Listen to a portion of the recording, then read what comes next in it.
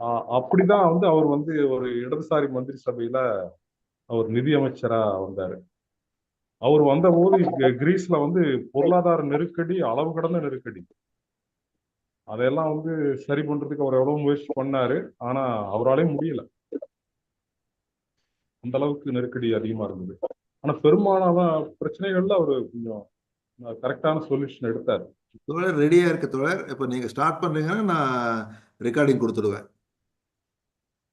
ஆரம்பிச்சிடலாம் தோழர். இந்த அப்படியே தொடக்கத்தை தீப்தி பேசுவாங்க, அதுல இருந்து தொடர்ந்து பேசலாம். நீங்க போட்டீங்கன்னா சொல்லிருங்க தோழர், நம்ம சொல்லிடுவாங்க. போட்டுடுறேன் தோழர், போட்டுடுறேன். சரி சரி தோழர்.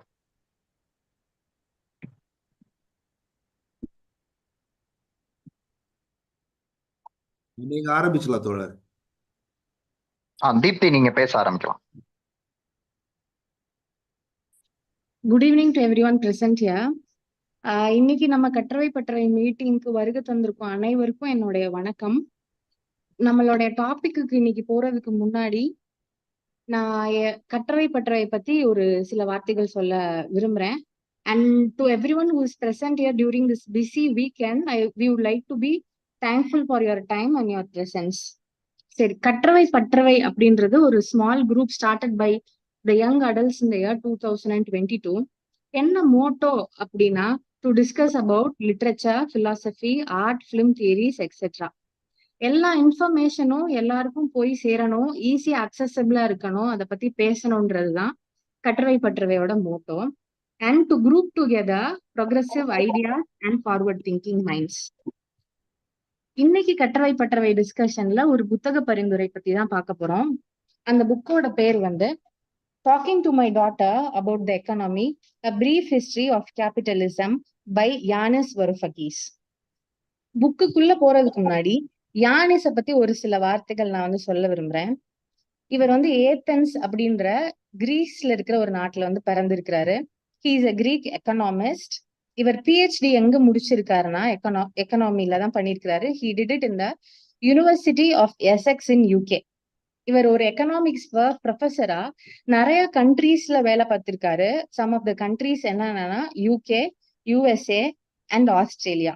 எப்படி கற்றவை பற்றவைக்கு ஒரு மோட்டோ இருக்கோ அதே மாதிரி யானிஸ்க்கு ஒரு மோட்டோ இருந்துச்சு. அவரோட மோட்டோ என்னன்னா, காம்ப்ளெக்ஸ் எக்கனாமிக் சப்ஜெக்ட்ஸ ஈஸியா அண்ட் அக்சசிபிளா ஸ்டூடெண்ட்ஸ்ட கொண்டு போய் சேர்க்கிறது. Not only to students and to people also. This was his motto. இப்ப நம்ம தோழர் சொன்ன மாதிரி அவர் democracy in Europe movement, DIEM அப்படின்ற ஒரு மூவ்மெண்ட்ல ரொம்ப ஒரு ஆக்டிவ் பார்ட்டிசிபென்டா இருந்தாரு. இந்த ஆர்வம் அண்ட் டெடிகேஷனை பார்த்துட்டு he was appointed as finance minister for a very short period. ஒரு வருஷத்துக்கிட்ட இருந்தார். அவர் இருந்தப்ப ஒரு எக்கனாமிக் பாலிசிஸ் ஈக்குவேட்டபிளா பண்றதுக்கு விரும்பினாரு. பட் தோழர் சொன்ன மாதிரி ரொம்ப ஒரு டிப்ரெசிங் சிச்சுவேஷன்ல இருந்ததுனால அவர்னால எதுவும் பெருசா பண்ண முடியல. இவர் பினான்ஸ் மினிஸ்டரா இருந்த காலத்துல அவருக்கு என்னென்னலாம் நடந்துச்சோ அது ஒரு குட்டி ஒரு லிட்டில் ஆட்டோபயோகிராஃபி மாதிரி ஒரு இம்பார்ட்டன்டான செமினலான ஒர்க் ஒன்னு எழுதினாரு. அந்த ஒர்க்குக்கு பேர் adults in the room, my battle with Europe's deep establishment. இன்னொரு ஒர்க் என்னன்னா, and the weeks of what they must அப்படிங்கிறது.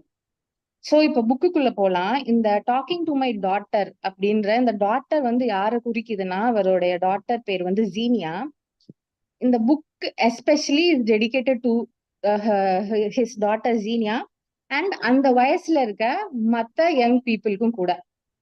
சோ இந்த ஒரு புக்கை 9 to 13 டேஸ்ன்ற ஒரு கணக்குல எழுதியிருக்கிறாரு. ஒரு 15 வயசு யாருனாலும் இந்த புக்கை படிச்சு புரிஞ்சுக்கிற அளவுக்கு இவரோட சாய்ஸ் ஆஃப் வேர்ட்ஸ் ரொம்ப எளிமையான ஒரு முறையில இருந்திருக்கு. நானும் படிக்க ட்ரை பண்ணேன். நானும் பாதி படிச்சேன். ஒரு டிக்ஷனரியோ ஒரு கூகுளோட அசிஸ்டோ நம்மளுக்கு தேவையில்லாம ஒரு கிராஜுவலான ரீடிங்கா போச்சு. அப்புறம் இந்த ஒரு புக்ல கேபிட்டலிசம்ன்ற வார்த்தையே இல்லாம ரொம்ப அழகா எக்ஸ்பிளைன் பண்ணிருக்கிறாரு. கேபிட்டலிசம்ன்ற வார்த்தைய மார்க்கெட் சொசைட்டி அப்படின்றதால ரீப்ளேஸ் பண்ணிருக்கிறாரு. இவருடைய முக்கியமான நோக்கம் என்னன்னா, எக்கனாமிக்ஸ்ன்ற ஒரு சப்ஜெக்ட சாதாரண மக்களுக்கும் புரிய வைக்கணும் அப்படின்ற ஒரு நோக்கம் தான். ஏன்னு பாத்தீங்கன்னா, அவருடைய சின்ன வயசுல அவர் சின்ன வயசுல இருக்கும் போது கிரீஸ்ல சிவில் வார் நடந்துட்டு இருந்திருக்கு. அப்ப இவருக்கும் நிறைய எக்கனாமிக்கல் டிஸ்பாரிட்டி, நிறைய எக்கனாமிக்கலா கஷ்டத்தை எல்லாம் ஃபேஸ் பண்ணதுனால ஒவ்வொரு மனுஷனும் இந்த உலகத்துல எக்கனாமிய பத்தி புரிஞ்சுக்கணும், கஷ்டமா இருக்குன்னு நினைக்க கூடாது அப்படின்றதுக்காகவும் இந்த புக்கை வந்து எழுதியிருக்கிறார். எக்கனாமிக்ஸ் தானே, ரொம்ப போர் அடிக்கும்னு நம்ம இதை வந்து நினைச்சிட வேணாம். If you are a literature student, there are many references to Greek myths. Science fiction பிடிக்கும்னா சயின்ஸ் ஃபிக்ஷன் இருக்கு, சயின்ஸ் ஃபிக்ஷனோட எக்ஸாம்பிள்ஸ் இருக்கு, அனெக்டோட்ஸ் யூஸ் பண்ணியிருக்காரு, பர்சனல் லைஃப் எக்ஸ்பீரியன்ஸ் பத்தி பேசி ரீடர்ஸை கனெக்ட் பண்ணி வேவர் ஆகாம ஒரு மைண்டை ஒருநிலைப்படுத்தி ரீட் பண்றதுக்கான நிறைய அனெக்டோட்ஸ் யூஸ் பண்ணியிருக்காரு. கொஸ்டின்ஸும் இருக்கு. We can question our self. ஓ இப்படின்னா அப்படியா அப்படின்னு கொஸ்டினும் கேட்கிற மாதிரி நிறைய கான்செப்ட்ஸ் யூஸ் பண்ணி இந்த புக்கை எழுதியிருக்கிறாரு. பாட்டு வேணுமா பாட்டு இருக்கு, டான்ஸ் வேணுமா டான்ஸ் இருக்குங்கிற மாதிரி ஒவ்வொரு ரீடரோட மென்டாலிட்டியை புரிஞ்சுக்கிட்டு ஒரு பேசிக்ஸ் ஆஃப் எக்கானமிய எல்லாருக்கும் போய் சேர்க்கணும்ன்ற ஒரு நோக்கத்துல இந்த புக்கை அழகா வடிவமைச்சிருக்காரு. சரி, இந்த புக்கை ஒரு லைன்ல என்னன்னு சொல்லுங்க அப்படின்னா, why there is so much inequality in this world அப்படின்ற ஒரு கொஸ்டினுக்கு ஒரு அழகான ஒரு ஆன்சர் ஹிஸ்டாரிக்கலா ட்ரேஸ் பண்ணி இந்த கொஸ்டினை ஆன்சர் பண்ணியிருக்காரு. எக்கனாமி நமக்கு irrelevant நினைச்சிட்டு இருந்தீங்கன்னா அந்த தாட்டை கம்ப்ளீட்டா நம்மளுடைய ரைட்டர் யானிஸ் சேஞ்ச் பண்றாரு. இந்த புக்ல ஒரு ஆஸ்கர் வைல்டோட ஒரு கோட் ஒன்று யூஸ் பண்ணிருக்காரு. Oscar wild wrote that a cynical person is someone who knows the price of everything but the value of nothing. I repeat, Oscar Wilde wrote that a cynical person is someone who knows the price of everything but the value of nothing. சரி, இதை எதுக்கு இவர் இந்த இடத்துல சொல்றாரு அப்படின்னா, யானிஸ் வந்து நம்ம எல்லாத்துக்கும் ஒரு ரிமைண்டர் கொடுக்குறாரு. நம்ம உலகம் வந்து ஒரு மானிட்டரி பேசிஸ பார்த்து நோக்கி போயிட்டு இருக்கு. சோ எல்லாமே மணி மைண்டடா இருந்துடக்கூடாது. He leaves us a reminder that it is important for us and it is our job to recognize important things and appreciate its valueன்ற சொல்றதுக்காக இந்த புக் ஒரு மெயினான ஒரு எக்ஸாம்பிளா இருக்கு. இன்னைக்கு மெயினா இந்த புக்ல வந்து எதை பத்தி நம்ம தோழர் ஜெகத் பேச போறாருன்னா, birth of the market society. Society உருவான விதம், சொசைட்டி எப்படி ஹண்டர் கேதரிங்ல ஆரம்பிச்சு அக்ரிகல்ச்சர் வந்து எல்லாத்துக்கான பேஸா இருந்துச்சு, அதுக்கு அடுத்து எப்படி ட்ரேட் வந்துச்சு, சொசைட்டி வந்துச்சு, அந்த சொசைட்டில இருக்க மார்க்கெட் எப்படி வந்துச்சு, மார்க்கெட் எப்படி மார்க்கெட் சொசைட்டியா மாறுச்சு, அந்த மார்க்கெட் சொசைட்டில எக்ஸ்சேஞ்ச் வேல்யூனா என்ன, எக்ஸ்பெரன்ஷியல் வேல்யூனா என்ன, கான்ட்ரிபியூஷன்னா என்ன, டிரான்சாக்ஷன்னா என்ன, குட்ஸ்னா என்ன, கமோடிட்டினா என்னன்றதுக்கான வித்தியாசத்தை ரொம்ப அழகா ரியல் லைஃப் எக்ஸாம்பிள்ஸோட நம்மளோட ரைட்டர் நம்மளுக்கு சொல்லியிருக்கிறாரு. எக்ஸ்சேஞ்ச் ஆஃப் குட்ஸ்னா எப்படி உள்ள கொடுத்துட்டு சில்க் கிடைச்சிச்சு, சில்க் கொடுத்துட்டு எப்படி ஸ்வாட்ஸ் ஆஃப் யொக்லஹோமா வரைக்கும் எக்ஸ்சேஞ்ச் ஆஃப் குட்ஸ் நடந்துச்சுன்றத ஒரு ஹிஸ்டாரிக்கல் ட்ரேஸ சிக்னிபிகண்டா பண்ணிருக்கிறாரு நம்மளோட யானிஸ். ஒரு 3 pages நீங்க ரீட் பண்ண ஆரம்பிச்சாலே இந்த book will make you glued to your seats. It is very interesting and ஒரு ஃபர்ஸ்ட் பர்சன் நரேட்டிவ்ல எழுதி இருக்கிறதுனால ஒரு நல்ல emotional connect and personal connect நம்மளுக்கு கிடைக்கும் இந்த புக்கை ரீட் பண்ணல. I will definitely recommend you to read this book or at least read 2 to 3 chapters of this book. So இந்த சாப்டரை இன்னும் தெளிவா நுவான்சஸா டிஸ்கஸ் பண்றதுக்கு நான் நம்ம தோழர் ஜெகத்தை கூப்பிடுறேன். And I will also like to tell people that என்னோட தமிழ் கொஞ்சம் தப்பா இருந்துச்சுன்னா ப்ளீஸ் forgive me. ஸோ தோழர் Jagath, you can now start. Thanks Deepthi for that wonderful introduction. நான் பேசுற சவுண்ட் எல்லாம் கிளியரா கேக்குதா? வெல் அண்ட் கிளியரா, நல்லாவே கேக்குது. ஓகே. ஸோ இப்போ தீப்தி இன்ட்ரடியூஸ் பண்ண மாதிரி நம்ம அந்த docking to my daughter about economy அந்த புக்கை பற்றி தான் நம்ம பேச போகிறோம். ஸோ அவங்க நல்ல ஒரு ப்ரீஃப் இன்ட்ரடக்ஷன் கொடுத்துட்டாங்க. ஸோ நம்ம ஸ்ட்ரைட்டாக உள்ளே போயிடலாம். ஸோ இந்த புக்கே வந்து அவர் யானிஸ் எப்படி வந்து ஸ்டார்ட் பண்ணுறாருன்னா, why so much inequality. So ஒரு நாள் வந்து அவர் பொண்ணு வந்து அவர்கிட்ட வந்து கேட்டிருக்காங்க, இது மாதிரி ஏன் இந்த உலகத்தில் வந்து இவ்வளோ ஏற்றத்தாழ்மை, ஏன் இவ்வளோ இன்இக்வாலிட்டி இருக்குது, ஏன் வந்து நம்ம ஹியூமன்ஸால நம்ம எவ்வளோ சாதிக்கிறோம், என்னமோ பண்ணுறோம், ஆனால் இந்த இன்இக்வாலிட்டியை நம்மளால வந்து சரி பண்ணவே முடியல, நம்ம அந்த அளவுக்கு வந்து என்ன ஒரு அவ்வளோ ஸ்டூப்பிடாக பிஹேவ் பண்ணுறோமா, ஏன் இதை வந்து நம்மளால அட்ரஸே பண்ண முடியல அப்படின்னு வந்து ஒரு கேள்வி கேட்குறாங்க. ஸோ அவர் வந்து அதுக்கு வந்து ஒரு பதில் சொல்லியிருக்காரு. பட் அந்த பதில் வந்து அவங்க பொண்ணுக்கும் சாட்டிஸ்ஃபேக்ஷனாக இல்லை, அவருக்கும் சாட்டிஸ்ஃபேக்ஷனாக இல்லை. ஸோ அதனால தான் இந்த புக்கை வந்து எழுதி அந்த கேள்விக்கு ஒரு பதிலா சொல்லணும்னு தான் இந்த புக்கே வந்து அவர் எழுதியிருக்காரு. ஸோ அது அப்படிதான் இந்த புத்தகம் வந்து ஆரம்பிக்குது. ஸோ வந்து அவர் வந்து ஒரு கேள்வி கேட்குறாரு. ஃபர்ஸ்ட் எடுத்தோடனே அவர் பொண்ணுட்ட. அவங்க பொண்ணு ஆஸ்திரேலியாவில் படிச்சுட்டு இருக்கனால, ஏன் வந்து ஆஸ்திரேலியாவில் இருக்க அபோர்ஜின்னு சொல்லப்படுற நேட்டிவ் ஆஸ்திரேலியன்ஸ் வந்து அப்போ இருந்த இங்கிலாண்டை வந்து ஏன் இன்வைட் பண்ணலை? ஏன் வந்து இங்கிலாந்துன்ற ஒரு நாடு தான் வந்து ஆஸ்திரேலியா இருக்க நேட்டிவ்ஸை போய் இன்வைட் பண்ணுது எப்படின்ற கொஸ்டினை வந்து அவர் முன்வைக்கிறாரு. ஸோ வந்து அவங்க படிக்கிற ஸ்கூலில் எல்லாத்துலேயும் வந்து படையெடுக்கும் போது இங்கிலாந்து வந்து எவ்வளோ தப்பு பண்ணுச்சு, எப்படி வந்து அவங்களோட ஆதிக்கத்தை செலுத்துனாங்க, எல்லாமே வந்து அவங்க சிலபஸில் இருக்கு, சொல்லி கொடுக்குறாங்க, எல்லாமே நடக்குது.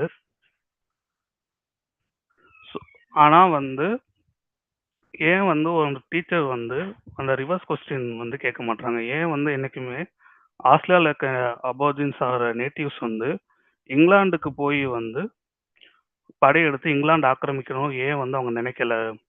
இந்த கொஸ்டினை ஏன் வந்து மாணவர்கள்ட்ட வந்து அவங்க முன்வைக்கவே மாட்டுறாங்க? ஸோ இப்படி இந்த கொஸ்டின் வந்து முன்வைக்காது வந்து ஒரு பெரிய குறையா அவர் பார்க்குறாரு. இந்த தாட் ப்ராசஸ் நம்ம திங்க் பண்ண மாட்டோம். ஏன்னா இப்படி நம்ம திங்க் பண்ணாதான் நம்ம ஏன் வந்து இங்கிலாந்து வந்து போய் படையெடுத்து அவங்கள ஆக்கிரமிச்சுன்ற கரெக்டான பதிலுக்கே வந்து நம்மளால வர முடியும் அப்படின்னு சொல்லி அவர் சொல்லி வந்து எக்ஸ்பிளைன் பண்றாரு. ஸோ வந்து இது மாதிரி இன்இக்வாலிட்டி இருக்கு, மக்களிடையே இன்இக்வாலிட்டி இருக்கு, பெரிய பெரிய கூட்டங்களுக்கு நிறைய இன்இக்வாலிட்டி இருக்கு, கண்ட்ரிக்கும் நடுவில் இன்இக்வாலிட்டி இருக்கு. ஸோ வந்து இது இன்இக்வாலிட்டி எப்படி வந்திருக்கும் அப்படின்னு நம்ம ஜென்ரலாக கேட்டால், வெஸ்டர்னில் இருக்க பெரிய எக்கனாமிஸ்ட் இல்லை பெரிய இருக்க பியூரோக்ராட்ஸ் எல்லாமே வந்து என்ன சொல்லுவாங்கன்னா, தேர்ட் வேர்ல்ட் கண்ட்ரி வீக் எக்கனாமியாக இருக்கும், இன்ஸ்டியூஷன் இருக்காது, டெவலப்மெண்ட் இருக்காது, இல்லைனா வந்து அவங்ககிட்ட பண்டமாற்ற பொருள் இருக்காது, இது மாதிரி வித பல காரணங்கள் வந்து சொல்லுவாங்க. ஆனால் வந்து இதில் எல்லாமே அவங்க வந்து முக்கியமாக சொல்கிறது வந்து என்னென்னா, இது எல்லாமே வந்து மார்க்கெட்டை சார்ந்த விஷயமா தான் அவங்க சொல்கிறாங்க, எக்கனாமி சார்ந்த விஷயமா தான் சொல்கிறாங்க. ஸோ வந்து நம்ம இருக்கிற இந்த சமுதாயத்தில், நம்ம வாழ்கிற இந்த வாழ்க்கையில் இருக்க ஏற்றத்தாழ்வு எல்லாமே எக்கனாமி, மார்க்கெட் இதை டிபெண்ட் பண்ணி இருக்குது அப்படின்னு அவங்க சொல்லும்போது, ஒரு சாதாரண மக்கள், ஜென்ரல் மக்களாக இருக்க நாம எக்கனாமி, மார்க்கெட் அப்படின்ற வார்த்தைகள் வரும்போது முகத்தை சுளிக்காம, இது வந்து நமக்கு தேவையில்லாது, இல்லை வந்து இது நம்ம அறிவு கொஞ்சம் எட்டாது, இதுக்கு ஒரு தனி படிப்பு வேணும் அப்படின்னு நினைக்காம, இது என்னன்றதை நம்ம புரிஞ்சுக்கிட்ட பார்த்தா மட்டும்தான் இன்று நம்ம வாழ்கிற உலகத்தை வந்து நம்மளால் வந்து எப்படி நம்ம வாழ்ந்துக்கிட்டு இருக்கோம், ஏன் இது நடக்குது, எதுக்காக நடக்குது அப்படின்னு வந்து நம்மளால் புரிஞ்சுக்க முடியும். அதுக்கு வந்து நமக்கு வந்து எக்கனாமியும் மார்க்கெட்டும் வந்து என்னன்றது நம்ம வந்து தெரிஞ்சுக்கலாம். தெரிஞ்சுக்கிறவனும் கஷ்டமான விஷயமும் இல்லை, அது ரொம்ப டெய்லி அன்றாட வாழ்க்கையில் நடக்கிறது தான். ஸோ அதை நம்ம புரிஞ்சுக்கணும் அப்படின்னு வந்து அவர் எடுத்து சொல்கிறாரு. ஸோ அவர் வந்து என்ன கேட்குறாருன்னா, மோஸ்ட்லி காமனாக எல்லாரும் மேக் பண்ணுற எரர் அப்படின்னா, எக்கனாமியும் மார்க்கெட்டும் are one and the same அப்படின்னு வந்து முக்கால்வாசி இப்போ இருக்க எக்கனாமிக்ஸ்லேருந்து அப்போலேருந்து எல்லாமே நிறையா பேர் சொல்கிறாங்க. ஆனால் வந்து இதில் வந்து ஒரு பெரிய வேறுபாடு இருக்குன்னு அவர் சொல்கிறாரு. எக்கனாமியும் மார்க்கெட்டும் வந்து ஒன்று கிடையாது. ஸோ மார்க்கெட்னா என்ன அப்படின்றத வந்து அவர் சொல்கிறாரு. ஸோ ஜென்ரலாக இப்போ மார்க்கெட்டுன்னு நம்ம எடுத்துக்கிட்டோம்னா, அது வந்து ஒரு பிளேஸ் ஆஃப் எக்ஸ்சேஞ்ச். ஒரு இதை கொடுத்துட்டு ஒரு இதை வந்து எக்ஸ்சேஞ்ச் பண்ணுறது. இப்போ இருக்க ஒரு எக்ஸாம்பிள் எடுத்துக்கிட்டோம்னா, நம்ம சூப்பர் மார்க்கெட் போகிறோம், ட்ராலிலாம் நமக்கு தேவையான பொருட்களை போட்டு வாங்கிட்டு வரோம், போகும்போது மணி கொடுத்து அதை எக்ஸ்சேஞ்ச் பண்ணிக்கிறோம். So money before money was created. மணிக்கு வந்து மணி கிரியேட் ஆகிறதுக்கு முன்னாடி வந்து எப்படி இருந்துச்சுன்னா, ஃபார் எக்ஸாம்பிள் ஒரு பனானா வந்து ஒரு ஆப்பிளுக்கு வந்து நம்ம வந்து பண்டமாற்று முறையில் வந்து மாற்றிக்கலாம், ஒரு எக்ஸ்சேஞ்ச் பண்ணிக்கலாம். இல்லை வந்து ஒரு 2 ஆப்பிள்ஸ் 3 ஆப்பிள்ஸ் அந்த மாதிரி ஏதோ ஒரு வேல்யூவில் வந்து நம்ம எக்ஸ்சேஞ்ச் பண்ணிக்கலாம். இது இருந்துச்சு. ஸோ இப்போ வந்து நம்ம இருக்கிறதுல வந்து அதுக்கும் மேலே வந்து ஒரு ஃபிசிக்கல் பிளேஸே இல்லாமல் நம்ம வந்து இன்டர்நெட்லேயே வந்து ஒரு விர்ச்சுவல் பிளேஸ்லேயே வந்து நம்ம வந்து ஒரு மார்க்கெட் எக்ஸ்சேஞ்ச் வந்து நடந்துகிட்டு இருக்கு. ஸோ வந்து இப்படி இருக்க இந்த மார்க்கெட் வந்து ஒரு எக்கனாமியாக வந்து எப்படி வந்து உருவெடுத்துச்சு அப்படின்றதான் வந்து அவர் வந்து இதில் விளக்க பார்க்குறாரு. ஸோ இதுக்கு முன்னாடி வந்து அக்ரிகல்ச்சருக்கு முன்னாடி நம்ம ஹண்டர் கேதர்ஸாக இருக்கிறப்ப மார்க்கெட்டுன்னு வந்து ஒன்று இருந்துச்சு. இந்த பண்டமாற்று முறை, ஒரு இதை கொடுத்து ஒரு இதுக்கு வாங்குறது, இல்லை ஒரு இதை கொடுத்து ஒரு 2 இது வாங்குறது, இது மாதிரி ஏதோ ஒரு 2 பொருட்கள் அதை வந்து பரிமாற்றிக்கிற முறை வந்து இருந்துச்சு. ஆனால் இது வந்து ஒரு மார்க்கெட்டுன்ற இதை வந்து நம்ம அடிப்படையாக எடுத்துக்க முடியுமா? இதில் வந்து ஒரு மார்க்கெட் இருக்கா அப்படின்னு கேட்டால் இதில் மார்க்கெட் கிடையாது. அதுதான் வந்து அவர் ஏன் எப்படின்றது வந்து சொல்கிறாரு. ஸோ வந்து இது எப்போ வந்து இது எக்கனாமியாக வந்து ஒரு பெருசாக வருது, எக்கனாமி நம்மளோட இதை எப்போ தீர்மானிக்குது, மார்க்கெட் நம்மளோட வாழ்வாதாரத்தை எப்போ தீர்மானிக்க ஆரம்பிக்குதுன்னா, ஹியூமனிட்டி வந்து ஒரு பெரிய லீப் எடுக்குது. நேச்சரே வந்து டிபெண்ட் பண்ணி இல்லாமல் மொத வந்து ஹியூமனிட்டி வந்து தனக்கு ஏற்ற தேவைக்கேற்ப உணவு இது எல்லாத்தையும் வந்து இது பண்ண அக்ரிகல்ச்சர்ன்ற இதை வந்து அதோட நெசசிட்டி ஏற்ப அதை கண்டுபிடிச்சு கல்டிவேட் பண்ண ஆரம்பிக்குது. ஸோ இதுதான் வந்து ஹியூமானிட்டியோட பெரிய ஹிஸ்டாரிக்கலாக நம்ம பார்த்தோம்னா ஒரு பெரிய டெக்னாலஜிக்கல் அட்வான்ஸ்மெண்ட் எல்லாமே வந்து இந்த அக்ரிகல்ச்சரில் கல்டிவேட் பண்ண ஆரம்பிக்கும் போது தான் நடக்குது. ஸோ அவர் 2 பிக் லீவ்ஸ் அப்படின்னு வந்து 2 விஷயங்கள் வந்து சொல்கிறாரு. ஒன்று வந்து ஸ்பீச், இன்னொன்று வந்து சர்ப்ளஸ். ஸோ ஸ்பீச்சுன்றது வந்து நமக்கு பொதுவாக தெரிஞ்ச விஷயம்தான். நம்ம வெறும் சத்தங்களாலேயும் இதாலையும் கம்யூனிகேட் பண்ணிக்கிட்டு இருந்த ஒரு கூட்டம் பேசி இதாகி ஒரு இது பண்ணுறது வந்து ஒரு பெரிய லீப்பாக இருந்திருக்கு. அதுக்கப்புறம் வந்து சர்ப்ளஸ். ஸோ சர்ப்ளஸ்ன்றது வந்து உபரி. அதுதான் வந்து இந்த சமூகத்துக்கே வந்து எல்லாத்தையும் வந்து தலைகீழாக மாற்றுறது வந்து இந்த சர்ப்ளஸ்ன்ற ஒரு விஷயம் வந்ததுக்கப்புறம் தான் நடக்குது அப்படின்னு வந்து அவர் சொல்கிறாரு. ஸோ அந்த சர்ப்ளஸ் தான் இப்போ நம்ம சொல்கிற எக்கனாமி அப்படின்ற இதையும் வந்து அதுதான் வந்து உருவெடுத்து கொடுக்குது, உருவெடுத்து வளர்க்குது அப்படின்னு அவர் சொல்கிறாரு.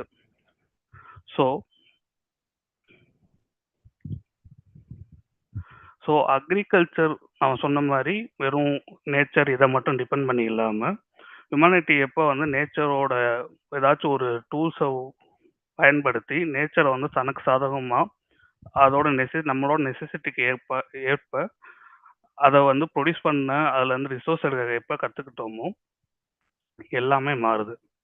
ஆனால் இது எல்லாமே வந்து ஹியூமனிட்டி வந்து ஒரு இதுக்காண்டி பண்ணுச்சா, ஒரு டெக்னாலஜி அட்வான்ஸ்மெண்ட்காண்டி பண்ணுச்சா அப்படின்னு கேட்டால் வந்து கிடையாது. அதுக்கு வந்து நெசசிட்டி வருது. ஏன் நெசசிட்டி வருதுன்னா கிளைமேட் இதனாலையும், அதாவது இருக்கிற கிளைமேட்டிக் கண்டிஷன் எல்லா கண்டிஷனையும் வச்சு அது வந்து ஃபைனைட் ரிசோர்ஸஸ் தான் இருக்குது. வெறும் ஹண்டிங் கேதரிங்கை வச்சு இது பண்ண முடியாது. ஃபுட்டை வந்து ஸ்டோர் பண்ண முடியாது. வெறும் ஹண்ட் பண்ணுறது ஃப்ரூட்ஸ் இது எதையுமே வந்து ஸ்டோர் பண்ண முடியாது. அது பண்ணாலும் வந்து கொஞ்ச நாளில் குயிக்காக வந்து அழுகக்கூடிய பொருட்கள் மட்டும்தான் ஹியூமனிட்டி கையில் இருந்துச்சு. ஸோ வந்து வருஷங்கள் ஃபுல்லாக நீ சாப்பிட்றதுக்கும் தன்னோட வாழ்வாதாரத்தை இது பண்ணுறதுக்கும் ஹியூமனிட்டிக்கு வந்து ஒரு வழி தேவை. அதுக்கு தான் வந்து ஒரு நெசசிட்டியால் தான் வந்து அக்ரிகல்ச்சரை வந்து ஹியூமனிட்டி வந்து கையில் எடுக்குது. ஸோ இந்த சர்ப்ளஸ்ன்னு வந்து இந்த அக்ரிகல்ச்சர் வந்ததுக்கப்புறம் தான் வந்து வருது. ஸோ சர்ப்ளஸ்னால் வந்து தமிழில் வந்து உபரின்னு அர்த்தம். இது வந்து சிம்பிளாக மீனிங் பார்த்தா வந்து எக்ஸஸாக இருக்கிறது வந்து சர்ப்ளஸ் அப்படின்னு வந்து சொல்லுவாங்க. ஸோ வந்து ஒரு லேண்டில் இருக்க ப்ரொடியூஸ் பண்ணுறோன்னா அதில் வந்து ப்ரொடியூஸ் பண்ணதை கன்சியூம் பண்ணுறத தவிர மீத எக்ஸ்ட்ரா இருக்கிறது வந்து சர்ப்ளஸ்ன்றது வந்து இனிஷியலாக வந்து இருந்திருக்கு. ஸோ வந்து அவர் வந்து ஒரு எக்ஸாம்பிள் சொல்கிறாரு. இப்போ வந்து ஒரு மழை காலத்தில் வந்து கல்டிவேட் பண்ணுறப்ப வந்து இது பண்ண முடியாதுன்னு சொல்லிட்டு நம்ம வந்து எக்ஸ்ட்ரா வீட்டை வந்து ஸ்டோர் பண்ணி வைக்கிறது, இல்லை வந்து அதுக்கு தேவையான சீட்ஸை வந்து ஸ்டோர் பண்ணி வச்சு அதுக்கப்புறம் கல்டிவேட் பண்ணுறது, இதை தான் வந்து சர்ப்ளஸ்ன்னு வந்து அவர் வந்து ஒரு எக்ஸாம்பிளுக்கு வந்து எடுத்து சொல்கிறாரு. இந்த சர்ப்ளஸ்ன்றதில் வந்து என்ன இதுன்னா, சர்ப்ளஸ் வந்து நம்ம ஹண்டர் கேதர் சொசைட்டியாக இருந்தப்போ வந்து இருக்கிறதுக்கான வாய்ப்பு வந்து கிடையவே கிடையாது. நீங்கள் நினச்சாலும் வந்து சர்ப்ளஸை ஒன்றா ஸ்டோர் பண்ணி இப்போ வீட்டு இது மாதிரி வைக்க முடியாது. ஏன்னா இது நான் முன்னாடி சொன்ன மாதிரி தான், ஒரு ஹண்ட் பண்ணி கேதர் பண்ணுற அனிமல், ஃபிஷ் இல்லை வந்து ஃப்ரூட்ஸ் எதுனாலும் குயிக்காக ஸ்பாயில் பண்ணி அழுகி போகக்கூடிய நிலை கொண்டது அதுக்கெல்லாம். ஸோ அதை வந்து அதை யூஸ் பண்ணி ஒரு பிரோஜனமும் வந்து ஹியூமனிட்டிக்கு வந்து கிடையாது. அதே சமயம் கிரெயின்ஸ், கார்ன், ரைஸ், பார்லி நம்ம அக்ரிகல்ச்சரில் கல்டிவேட் பண்ண எல்லாத்தையும் நம்மளால ஸ்டோர் பண்ணி வச்சு பிற ஃப்யூச்சரில் நம்மளால யூஸ் பண்ணிக்கக்கூடிய ஒரு நிலைமை ஏற்படுது. ஸோ வந்து சர்ப்ளஸ்ன்ற விஷயம் வந்து நம்ம சொசைட்டியில் வந்து அக்ரிகல்ச்சர் நம்ம போகிற வரைக்கும் அது கிடையாது. சர்ப்ளஸ்ன்றது வந்து இங்கே தான் வந்து இன்ட்ரடியூஸ் ஆக்கப்படுது. ஸோ இந்த ப்ரொடக்ஷன் ஆஃப் சர்ப்ளஸ் வந்து ஒரு பெரிய மாற்றத்தை ஏற்படுத்துது. அது வந்து ஒரு 4 விஷயமா அவர் சொல்றாரு, 4-5 விஷயமா. ஃபர்ஸ்ட் வந்து ரைட்டிங், அதாவது எழுத்து. ஹியூமானிட்டி ஏன் எழுத ஆரம்பிச்சது அதுக்கு காரணம் வந்து சர்ப்ளஸ் தான் சொல்றாரு. அடுத்து வந்து டெப்ட், மணி, ஸ்டேட்ஸ். டெப்ட் வந்து கடன் வந்து சர்ப்ளஸ் வந்ததுக்கப்புறம் தான் பெருசாக வருது அப்படின்றாரு. மணி, இப்போ நம்ம யூஸ் பண்ணுற கரன்சி ஆகட்டும், இல்லை as a form of any form of money வந்து சர்ப்ளஸ் மூலியமாக தான் உருவாகுதுன்றாரு. ஸ்டேட்ஸுன்றது வந்து இப்போ நம்ம இருக்க நாடுகள், மாநிலங்கள், இது வந்து ஒரு ஸ்ட்ரக்சராக இருக்குல்ல, இன்ஸ்டிடியூஷனாக ஒரு ஸ்ட்ரக்சராக இருக்குல்ல, அந்த ஸ்டேட்டே வந்து சர்ப்ளஸ் மூலியமாக தான் வந்து உருவாயிருக்கு அப்படின்றாரு. அடுத்து வந்து பியூரோக்ரசிஸ், ஆர்மிஸ், கிளர்ஜி. பியூரோக்ரசி வந்து இப்போ இருக்க சிவில் சர்வன்ஸ், பப்ளிக் அஃபேர்ஸ், இதை கிரியேட் பண்ணுறதுக்கும் வந்து சர்ப்ளஸ் தான் வந்து ஒரு பெரிய கேட்டலிஸ்டாக அதான் அமையுது. ஆர்மி, இப்போ இருக்க ஆர்மி ஆகட்டும், அன்னைக்கு இருந்த காலத்தில் வரப்போகிற ஆர்மி ஆகட்டும், ராஜா காலத்தோட ஆர்மி ஆகட்டும், அதுக்கும் வந்து பெரிய கேட்டலிஸ்டாக வந்து இந்த சர்ப்ளஸ் தான் அமையுது. கிளர்ஜின்றது வந்து அவர் இங்கிலாந்து எக்ஸாம்பிள் வச்சு சொல்கிறனால சர்ச் அந்த இன்ஸ்டிடியூஷன் வர்றது வந்து இதுதான் வந்து மூலதனமாக அமையுது. சர்ப்ளஸ் தான் எல்லாத்துக்கும் இது அமையுது. அது போக டெக்னாலஜி அண்ட் ஈவன் பயோகெமிக்கல் வார், இது எல்லாமே வந்து சர்ப்ளஸ் தான் வந்து ஒரு பெரிய கேட்டலிஸ்டாக அமையுது. ஸோ சர்ப்ளஸ் தான் வந்து அக்ரிகல்ச்சர் இது பண்ணோன்னா சர்ப்ளஸ் வருது. சர்ப்ளஸ் வந்தோடனே ஹியூமனிட்டி வந்து தலைகீழாக வந்து ரைட்டிங், டெப்ட், money, states, bureaucracy, army, clergy, technology, இப்போ நம்ம பார்த்துக்கிட்டு நம்ம இருக்க எல்லாமே ஏதோ ஒரு ஃபார்மில் வந்து ஃபஸ்ட்டு அப்போ தான் வந்து ஒரு ஹியூமன் லைஃப்குள்ளே வந்து வருது. ஸோ இதெல்லாம் வந்து எப்படி வந்து வந்துச்சுன்னு பார்க்கலாம். ஸோ ஃபஸ்ட்டு வந்து ரைட்டிங். ஸோ வந்து ஹிஸ்டாரிக்கலி மெசப்பொட்டமியாவில் ஃபஸ்ட்டு குறிக்கப்பட்ட கல்வெட்டுகள் ரைட்டிங்க்கு இது என்னன்னு பார்த்தீங்கன்னா, அதாவது அவர் வந்து ஒரு எக்ஸாம்பிளாக ஒரு ஃபார்மர், நபுக்னு ஒரு ஃபார்மர் எடுத்துக்கிட்டிங்கன்னா, ஒரு ஃபார்மர் வந்து ஒரு கிரானரியில் போய் அவரோட கிரெயின்ஸை ஸ்டோர் பண்ணுறதுக்காண்டி பண்ணி வச்சா அது வந்து எத்தனை மூட்டைகள் அப்படி குறிக்கிறதுக்கு தான் முத வந்து ரைட்டிங்ன்ற ஒரு இதுக்கே வந்து ஹியூமானிட்டி வந்து ரைட்டிங்கை நோக்கி போகுது. ஸோ வந்து சர்ப்ளஸ் தான் வந்து அக்கௌண்டிங் கொண்டு வருது. அக்கௌண்டிங் தான் வந்து ரைட்டிங்கே முதல்ல வந்து ஹியூமானிட்டிக்கு வந்து அதனால தான் வருது. ஸோ வந்து இது என்னன்னா அந்த காலத்தில் எப்படி இருக்கும்னா, கிரானரின்னு வந்து ஒரு இடம் மட்டும்தான் இருக்கும். சென்ட்ரலி தான் கிரானரி இருக்கும். ஸோ ஊரில் யார் எங்கே வந்து விவசாயம் பார்த்தாலும் அதை வந்து கிரெயின் ப்ரொடியூஸை வந்து ஸ்டோர் பண்ணி ஒரே கிரானரியில் தான் வைப்பாங்க. ஸோ இதை வைக்கும்போது வந்து யார் எவ்வளோ ப்ரொடியூஸ் பண்ணா அப்படின்றத ட்ராக் பண்ணுறதுக்கு வந்து சம் கைண்ட் ஆஃப் ரிசிப்ட் தேவைப்படும். ஸோ வந்து அந்த ரிசிப்ட் தான் வந்து ரைட்டிங்காக மாறுது. இதில் இருந்தால் வந்து மணி எல்லாமே வந்து உருவாகுது. ஸோ வந்து அவர் இதில் வந்து இன்னொரு கேள்வியும் வந்து கேட்குறாரு. ஸோ இங்கிலாந்து, மெசப்பொட்டமியா இந்த மாதிரி ரீஜனில் வந்து அக்ரிகல்ச்சர் இதெல்லாம் பண்ணுறாங்க.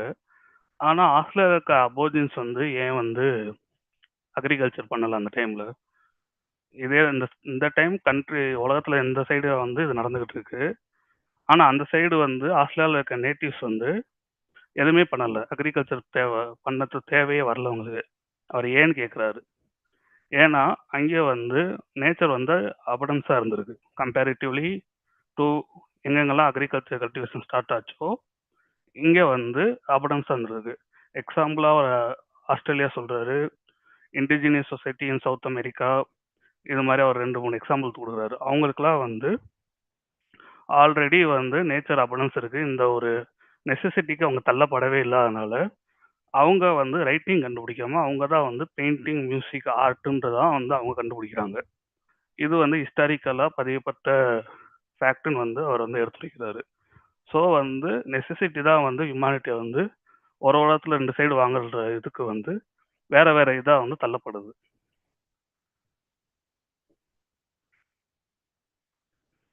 ஸோ ஃபர்ஸ்ட்டு நம்ம ஒரு எக்ஸாம்பிள் சொன்னோம்ல, ஒரு நாபக்னு ஒரு ஃபார்மர் வந்து கிரானரியில வந்து எவ்வளோ ஸ்டோர் பண்ணி வைக்கிறாரு அப்படின்றது தான் ரைட்டிங் வருது. ஸோ இந்த ஸ்டோர் பண்ணி வைக்கிறது தான் போத் டெப்ட் அண்ட் மணி ரெண்டுமே வந்து இதில் தான் வந்து கிரியேட் ஆகுது அப்படின்னு வந்து அவர் சொல்கிறாரு.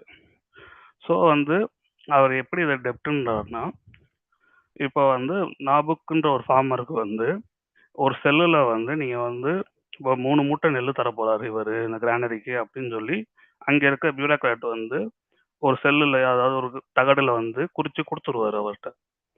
ஓகே, ஆனால் அது வந்து இன்னும் ப்ரொடியூஸ் பண்ணப்படலை. இந்த வருஷத்துக்குள்ள ஏதோ ஒரு சீசனுக்குள்ள இது வந்து ப்ரொடியூஸ் பண்ணி இந்த இடத்துல போட்டுருவான்னு சொல்லி அப்போ இருக்க ரூலர் பேஸ்டாவோ இல்லை ஒரு மொனார்க் பேஸ்டாவோ இல்லை ஒரு இது பேஸ்டாவோ வந்து இது ஒரு நம்பிக்கையில வந்து இந்த செல்லில் வந்து பதிவிட்டுருவாங்க. ஸோ வந்து அப்படின்றப்ப வந்து எதுவுமே ப்ரொடியூஸ் பண்ணாம ஒரு முன்கூட்டியே வந்து இப்படி தரப்படும்னு ஒரு கான்ட்ராக்ஷன்ல நடக்கும்போது இது என்ன ஆகுதுன்னா டெப்ட் தான் வந்து ஃபர்ஸ்ட் கிரியேட் ஆகுது. நாபுக்குன்ற ஃபார்மர் வந்து எதுவுமே ப்ரொடியூஸ் பண்ணாம ஃபியூச்சர்ல இப்படி நடக்கும், அதுக்கு வந்து 3 இது செல்ஸ் இல்லை வந்து 3 காசுகள் அப்படின்னு எது வச்சுக்கிட்டாலும் தரப்படும் அப்படின்னு சொல்லி கிரியேட் ஆகும்போது டெப்ட் வந்துடுது. அது செல்ஸ்ன்னு இல்லை தகடுகள் தரும்போது வந்து ஏதோ ஒரு ஃபார்ம் ஆஃப் வந்து மணி கிரியேட் ஆகிடுது. ஸோ இது எல்லாமே என்னன்னா நம்ம ப்ரொடியூஸ் பண்ண போக சர்ப்ளஸை ஸ்டோர் பண்ணி வைக்க போகிறோம் கிரானரியில். அதுதான் வந்து இது எல்லாத்துக்குமே வந்து வழிவகுக்குது. ஸோ வந்து இது நடக்குது. ஸோ இன்னொன்று வந்து அவர் என்ன சொல்கிறாருன்னா, முக்கியமான டிஸ்கவரியாக மெட்டல் கரன்சியோட டிஸ்கவரி வந்து முக்கியமான இதை சொல்கிறாரு. ஏன்னா வந்து மெட்டல் கரன்சியோட டிஸ்கவரியில் இருந்த பெரிய பிரச்சனை என்னன்னா, அதை வந்து மின் பண்ணுறது வந்து மிக மிக சிரமமான காரியம். அதாவது மெட்டலை வந்து இது பண்ணி கரன்சி ஆக்குறது வந்து அந்த காலத்தில் வந்து பெரிய சிரமமான காரியம். ஆனால் மெட்டல் கரன்சி வந்து எல்லாருமே வந்து டிரான்சாக்ஷன் பயன்படப்பட்டுச்சு அப்படின்னு தான் வந்து ஹிஸ்டாரிக்கலாக நடத்திக்கிட்டு இருக்காங்க. ஆனால் அப்படின்ற கேஸ் வந்து கிடையாது அப்படின்றாரு. ஏன்னா மெட்டல் கரன்சி வந்து நான் சொன்ன மாதிரி மின்டிங் பண்ணுற ஒரு பெரிய ப்ராசஸாக இருந்தனால அது ஃபிசிக்கலாக வந்து எக்ஸிஸ்ட் ஆகவே இல்லை. யாரும் வந்து ட்ரேடர்ஸ் யார் ஃபார்மர்ஸ் யார் பெசன்ஸ் யாருமே வந்து மெட்டல் கரன்சியை தங்களோட பாக்கெட்டில் எடுத்துகிட்டு போயிட்டு இந்த மெட்டல் கரன்சியை வச்சுட்டு கொடுங்க அப்படின்ற மாதிரி ஃபிசிக்கலாக அதை எங்கேயுமே யூஸ் பண்ணவே இல்லை. மோஸ்ட்லி வந்து அது என்னவா இருந்திருக்குன்னா ஒரு விர்ச்சுவல் கரன்சியாக தான் இருந்திருக்கு. ஸோ வந்து அவர் வந்து என்ன சொல்கிறாருன்னா, ஒரு எக்ஸாம்பிளுக்கு விர்ச்சுவல் கரன்சியாக இருக்கும்போது இப்போ நம்ம இருக்கிற எக்கனாமியில் வந்து விர்ச்சுவல் கரன்சி டிஜிட்டல் பேமெண்ட் எல்லாமே இருக்குல்ல, இதெல்லாம் இந்த டெக்னாலஜி வந்தனால வந்தது, இதனால தான் சொல்லி எக்கனாமிக்ஸ் சொன்னால் கிடையாது. விர்ச்சுவல் கரன்சி விர்ச்சுவல் மணின்றது வந்து வரலாற்றில் வந்து எப்பயுமே வந்து இடம்பெற்றிருக்கு. அதோட ஃபார்ம் மட்டும்தான் மாறிக்கே தவிர அது வந்து ஆல்ரெடி வந்து ஹிஸ்டாரிக்கலாக அது இருந்திருக்கு அப்படின்றாரு. ஸோ வந்து இப்போ மெட்டல் கரன்சி வந்து மின் பண்ணப்படலை. ஸோ வந்து இந்த நாபுக்குன்ற ஃபார்ம் வந்து என்ன எடுத்துகிட்டு கையில் வச்சுருப்பாருன்னா அதுக்கு பதிலாக ஐஓயுன்னு சொல்லுவாங்க. அது என்ன ஒரு கான்ட்ராக்ட் மாதிரி ஒரு ரிசிப்டில் வந்து இந்த மாதிரி டெப்ட்டுக்கு வந்து நான் இதை ரிட்டர்ன் பண்ணிடுவேன்ற ஒரு ப்ராமிஸ் மாதிரி தான் வந்து ஐஓயுன்னு வந்து சொல்லுவாங்க. ஸோ அவர் வந்து அதை மட்டும்தான் வச்சுருப்பார். ஸோ நீங்கள் ஐஓயுன்னு வச்சுக்கலாம், ஒரு விர்ச்சுவல் கரன்சின்னு எடுத்துக்கலாம், எதுனா வச்சுக்கலாம். பட் ஒரு சமூகமாக இருக்கும்போது இந்த ஐஓயு ஆர் விர்ச்சுவல் கரன்சின்னு சொல்கிறோம்ல, இப்போ கரன்சி மின் பண்ணப்படலை, ஃபிசிக்கலாக கரன்சி வந்து கிடையாது. நாபுக் வந்து இன்னும் வந்து அவரோட 3 மூட்டை நெல்லை போய் கிரானரில் வைக்கலை. ஆனால் எல்லாத்துக்கும் முன்னாடி நாபுக் வந்து ஒரு விர்ச்சுவலாக ஒரு வந்து 30 ரூபா மாதிரி வந்து இப்போ நம்ம எக்ஸாம்பிளாக இன்னைக்கு காசில் வச்சுற மாதிரி கொடுத்துட்டாருன்னு வச்சுக்கோங்களேன். இந்த நாபுக்குன்ற ஃபார்மர் வந்து இந்த 30 ரூபாயை வச்சுட்டு மார்க்கெட்டில் போய் அவருக்கு தேவையான ஏதோ ஒரு உப்பு சாப்பாடு ஏதாச்சும் வந்து இதை கரன்சியாக கொடுத்ததா வந்து விர்ச்சுவல் கரன்சியை கொடுத்தா எக்ஸ்சேஞ்ச் பண்ண போகிறார். ஸோ வந்து அங்கே அவருக்கு வந்து ட்ரேட் பண்ணுறாருல, அவர் வந்து அந்த நாபுக்குன்ற ஃபார்மர் வச்ச ரெசிப்டை வந்து நம்பணும். இந்த பேப்பருக்கு உண்மையிலே வந்து 30 ரூபா வேல்யூ இருக்கு அப்படின்ற நம்பணும். அவர் ஏதாச்சும் நம்புறாருன்னா அவர் வந்து நாபுக்கு வந்து 3 மூட்டை கிரெயினை வந்து கிரானரிக்கு வந்து கொடுத்துருவாரு அப்படின்றத அவரும் நம்பணும். இது போக நாபுக் வந்து கிரானர்ல வந்து 3 கிரெயின் முட்டை வச்சாலும் அதுக்கு ஏத்த வேல்யூ வந்து கிரானரி மெயின்டைன் பண்றவங்க இல்ல வந்து ராஜாக்கள் வந்து நாபுக்கு வந்து கொடுத்துருவாங்க, ஏமாத்த மாட்டாங்கன்றத நாபுக்கும் நம்பணும். ஸோ வந்து அவங்க 2 பேரும் ஃபர்ஸ்ட் வந்து நம்பணும் இது. அடுத்து வந்து நாபுக் ட்ரேட் பண்ற ஒரு மார்க்கெட்ல இருக்க யாராவது ஒரு ஆளுக்கும் ஒரு ட்ரேடருக்கும் இவங்க 2 பேரோட ஒரு பெரிய நம்பிக்கை வந்து தேவைப்படுது. அதுதான் வந்து கடவுள் தந்த ரூலரா இருக்கலாம், இல்ல வந்து ராஜவழியிலே பிறந்த ரூலரா இருக்கலாம், இல்ல சம்திங் ரெசம்பிளிங்க ஒரு பார்லிமெண்ட் ஆர் ஸ்டேட் ஆர் கவர்மெண்டா இருக்கலாம். ஸோ வந்து ஒன்று ராஜா நம்பிக்கை தரணும், இல்ல வந்து கவர்மெண்ட்ன்ற ஒரு ஸ்ட்ரக்சர்ல இருக்க ஏதோ ஒன்று வந்து இப்படி நடந்தா நாளை பின்ன யார் இறந்தாலும் எது பண்ணாலும் இந்த சிஸ்டம் மாறாது, இந்த பேப்பர்ல இருக்க வேல்யூ வந்து 30 ரூபா தான் அப்படின்னு வந்து ஒரு பெரிய பவர் வந்து அதுக்கு வந்து பேக் பண்ணணும். ஸோ வந்து இவங்களோட எல்லா நம்பிக்கையும் சேர்ந்தா மட்டும்தான் இதை வந்து இந்த விர்ச்சுவல் கரன்சி இந்த மார்க்கெட் எல்லாமே வந்து நடக்கும். ஸோ இப்படி தான் வந்து நம்ம பார்த்த ரைட்டிங் சொல்லிட்டோம். இப்போ டெப்ட் அண்ட் மணி அண்ட் வந்து ஸ்டேட் வந்து இதுக்குள்ளே எங்கே வருதுன்னு நம்ம வந்து பார்க்குறோம். அடுத்து வந்து பியூரோக்ரஸி, ஆர்மி, கிளர்ஜி இது எப்படி வருதுன்னு வந்து இந்த சர்ப்ளஸ்னால எப்படி வருதுன்னு வந்து அவர் சொல்கிறாரு. ஸோ நம்ம அதான் இப்போ டெப்ட் வந்ததுக்கப்புறம் மணி பெருசாகுது, மணிக்கு ஒரு வேல்யூ வேணும்னா ஸ்டேட் வந்து அதை பேக் பண்ணி ஸ்டேட் நன்முகத்தன்மையாக இருந்தால் தான் அந்த மணிக்கு வேல்யூ இருக்கும். ஸோ வந்து இதுதான் வந்து ஒரு இப்போ நம்ம சொல்கிறோன்ற எக்கனாமின்றது வந்து இப்போ தான் வந்து உருவெடுக்குது. எக்கனாமின்றது தான் வந்து நம்ம வாழ்வாதாரங்களையே வந்து வழிநடத்தக்கூடிய மாதிரி காம்ப்ளெக்ஸ் ரிலேஷன்ஸாக வந்து எக்கனாமி வந்து இப்போ தான் மாறுது. ஸோ இதை நம்ம உன்னித்து பார்க்குறம்போது நமக்கு என்ன தெளிவாக புரியுதுன்னா, ஒரு ஸ்டேட்டுன்றது வந்து சர்ப்ளஸ்ன்னு ஒன்று இல்லாமல் வந்து தோன்றவே தோன்றாது அப்படின்றது வந்து நமக்கு புரியுது. ஏன்னா இப்போ நம்ம ஸ்டேட்டுன்னு வந்து எடுத்துக்கிட்டோம்னா, இப்போ நம்ம கிரானரில் போய் 3 கிரெயின் வைக்கிறோம், எல்லா ஃபார்மும் வந்து வைக்கிறாங்க. சென்ட்ரலாக ஒரு இது வைக்கும்போது அதை மேனேஜ் பண்ண பியூரோக்ராட்ஸ் வேணும், யார் யாருக்கு எவ்வளோ கொடுக்கணும், என்ன இது அது பண்ண வந்து அஃபிஷியல்ஸ் வேணும், பப்ளிக் அஃபேர்ஸ் இது வேணும், எல்லாமே வேணும். அந்த கிரானரியை பாதுகாக்க வந்து ஒரு காவல் வேணும். அது வந்து ப்ராப்பர்ட்டி ரைட்ஸாக மாறுது அந்த கிரானரி. அதை ப்ரொடெக்ட் பண்ண வந்து இப்போ நம்ம போலீஸோ இல்லை ஆர்மியோ ஏதோ ஒன்று சொல்லலாம், ஒரு காவல் வேணும். ஸோ இது எல்லாத்தையும் நீங்கள் வந்து கம்பைன் பண்ணி பார்த்தீங்கன்னா அது வந்து ஈஸியாக வந்து ஸ்டேட்டாக வந்து உருவெடுத்துடும். இதை வந்து மொத்தமாக ஒரு வரையறைக்குள்ள எல்லாமே வந்து இதையே வந்து பண்ணிக்கிட்டே இருந்தால் அது பெரிய லெவலில் வந்து ஸ்டேட்டாக வந்து மாறி இருக்கும். ஆனால் இது எதுவுமே வந்து சர்ப்ளஸ் அதிகமாக வர வரைக்கும் இது எதுவுமே நம்மளால வந்து வந்திருக்காது, பண்ணவும் முடியாது, யாருமே பண்ணியிருக்கவும் மாட்டாங்க. ஸோ ஆர்கனைஸ்ட் ஆர்மியும் வந்து சர்ப்ளஸ் இல்லாமல் வந்து வந்திருக்காது. ஸோ வந்து சர்ப்ளஸ் வந்து கிளர்ஜி எப்படி கிரியேட் பண்ணுதுன்னா, ஸோ வந்து சர்ப்ளஸ் வந்துருச்சு, உழைத்த மக்கள் ஃபீல்டில் இருந்து உழைத்த மக்கள் வந்து அவங்களுக்கு வந்து அன்னைக்கு ஈக்குவல் டிஸ்ட்ரிபியூஷன் வந்து அந்த சொசைட்டியில் வந்து நடக்கல, அன்ஈக்குவல் டிஸ்ட்ரிபியூஷன் தான் நடக்குது. யாராருக்கெல்லாம் பொலிட்டிக்கல் பவர் மிலிட்ரி பவர் இருக்கோ மோஸ்ட்லி ரூலர் எல்லாத்தையும் எடுத்துக்குவார். அதுக்கப்புறம் பொலிட்டிக்கல் பவர் மிலிட்ரி பவர் இருக்கிறவங்களுக்கு அவங்களோட பெனிஃபிட் காண்டி மட்டும்தான் சர்ப்ளஸை வந்து டிஸ்ட்ரிபியூட் பண்ணப்படும். ஸோ வந்து முக்கால்வாசியாக இம்ப்ராவிஸ்டாக பாவர்ட்டியில் வாங்குற ஃபார்மர்ஸ் வந்து அவங்க தான் மெஜாரிட்டி. ஸோ அவங்க வந்து நினச்சா அவங்க வந்து கல்டிவேட் பண்ணி ரூலர் இவங்கெல்லாம் எடுத்து சர்ப்ளஸ் அவங்களுக்கு வேணும்னு சொல்லி அவங்க போராடக்கூடிய ஒரு நிலை தான் வந்து இந்த அன்இக்குவல் டிஸ்ட்ரிபியூஷன் வந்து ஜென்ரலாக பண்ணும்.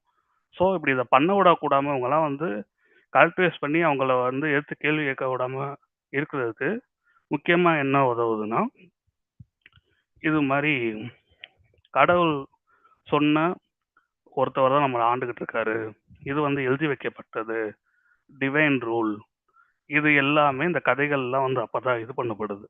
ஸோ வந்து அதுக்கு எதிர்ப்ப கேள்வி கேட்டால் இந்த உலகம் வந்து இதாயிரும், உலகத்தை மாற்ற முடியாது, டிவைன் பவர் தான் எப்பயுமே ரூல் பண்ணுன்றது வந்து அப்போ இருந்தது. மொனார்கி வந்து அழியவே அழியாது, அதுக்கு வந்து அழிவே கிடையாது, வேற மாற்றமே வராதுன்றது வந்து அப்போ வந்து எழுதப்படாத ஒரு விதி மாதிரி தான் இருந்துச்சு. அது வந்து ஃபேட் மாதிரி தான் இருந்துச்சு. ஸோ வந்து இதை பண்ணணும்னா அவங்களுக்கு வந்து கிளர்ஜி ஒரு இன்ஸ்டிடியூஷனாக இதை பண்ணணும். எப்படி வந்து ஒரு ராஜா இறந்தாலும் திரும்ப வந்து அந்த ஸ்ட்ரக்சர் அப்படியே வந்து நடக்குதோ, ஸோ வந்து அந்த ராஜாக்கு பவர் கொடுக்கறதுக்கு வந்து இந்த அன்இக்குவல் டிஸ்ட்ரிபியூஷனை வந்து இவங்க வந்து மக்கள் வந்து இவங்க மேலே வந்து எதிராக இது பண்ணிடக்கூடாதுன்றக்காண்டி கிளர்ஜி வந்து இவங்களுக்கு வந்து பயங்கரமாக உதவுது. அதை இன்ஸ்டிடியூஷனாக மாற்றி இதை வந்து அப்படியே ப்ரொபகேட் பண்ணி இதை வந்து இது பண்ண வச்சுக்கிறாங்க, அவங்களுக்குள்ளே தக்க வச்சுக்கிறாங்க. இந்த சர்ப்ளஸை எல்லாத்துக்கும் ஈக்குவலாக டிஸ்ட்ரிபியூட் பண்ணாமல் அன்இக்குவல் டிஸ்ட்ரிபியூஷனே வந்து அவங்களால வந்து கடைப்பிடிக்க முடியுது. மக்களும் வந்து இதான் நம்ம விதி, நம்மளோட இதுதான் சொல்லி அதுலேயே வந்து நம்பி வந்து இருந்துடுறாங்க. ஸோ இதுக்கு வந்து அவங்க கிளர்ஜி வந்து பயங்கரமாக வந்து உதவுது. அடுத்து வந்து டெக்னாலஜி, பயோகெமிக்கல் ஒர்க். டெக்னாலஜி வந்து என்னென்னா, இப்போ என்னைக்கு நம்ம கல்டிவேட் அக்ரிகல்ச்சர் பண்ண ஆரம்பித்தோமோ, ஸோ வந்து கல்டிவேட் பண்ணுறதுக்கான ப்ளக்ஸு, இரிகேஷன் சிஸ்டம், இது மாதிரி நிறையா டெக்னாலஜிஸ் வந்து ஹியூமனிட்டி வந்து டெவலப் பண்ணுது. ஸோ பயோகெமிக்கல் வார்னு ஒரு எதை சொல்கிறாருன்னா, ஸோ இப்போ வந்து கிரானரியில் சென்ட்ரலாக எல்லா இதையும் ஸ்டோர் பண்ணுறப்ப பாக்டீரியா, வைரஸஸ் இது எதுக்கு எல்லாத்துக்கும் வந்து இந்த கிரெயின்ஸ் எக்ஸ்போஸ் ஆகியிருக்கப்போ வந்து அது மூலியமா இது டிசீஸ் வந்து இறந்த ஹியூமனிட்டியில் வந்து அதிகமாக இருக்காங்க. அப்போ வந்து இது நடக்கும், இந்த டிசீஸுக்கு நம்மளால தாங்க முடியும், அதில் வந்து அந்த பாடி அதுக்கு ஏற்ப அப்படின்ற நிலைமைக்கு வந்து ஹியூமனிட்டி வரல. ஸோ வந்து இதை ஒன்றா வைக்கிறது மூலியமா இந்த விஷயமும் நடந்துச்சு. ஒரு இதில் வந்து டிசீஸில் வந்து ரொம்ப வந்து இதாகிறாங்க, சாகப்பட்டாங்க அப்படின்னு வந்து அவர் எழுதுறாரு. ஸோ அவர் இந்த சாப்டரே வந்து எப்படி முடிக்கிறாருன்னா, ஒரு கேட்ட கேள்வி வச்சு தான் முடிக்கிறாரு.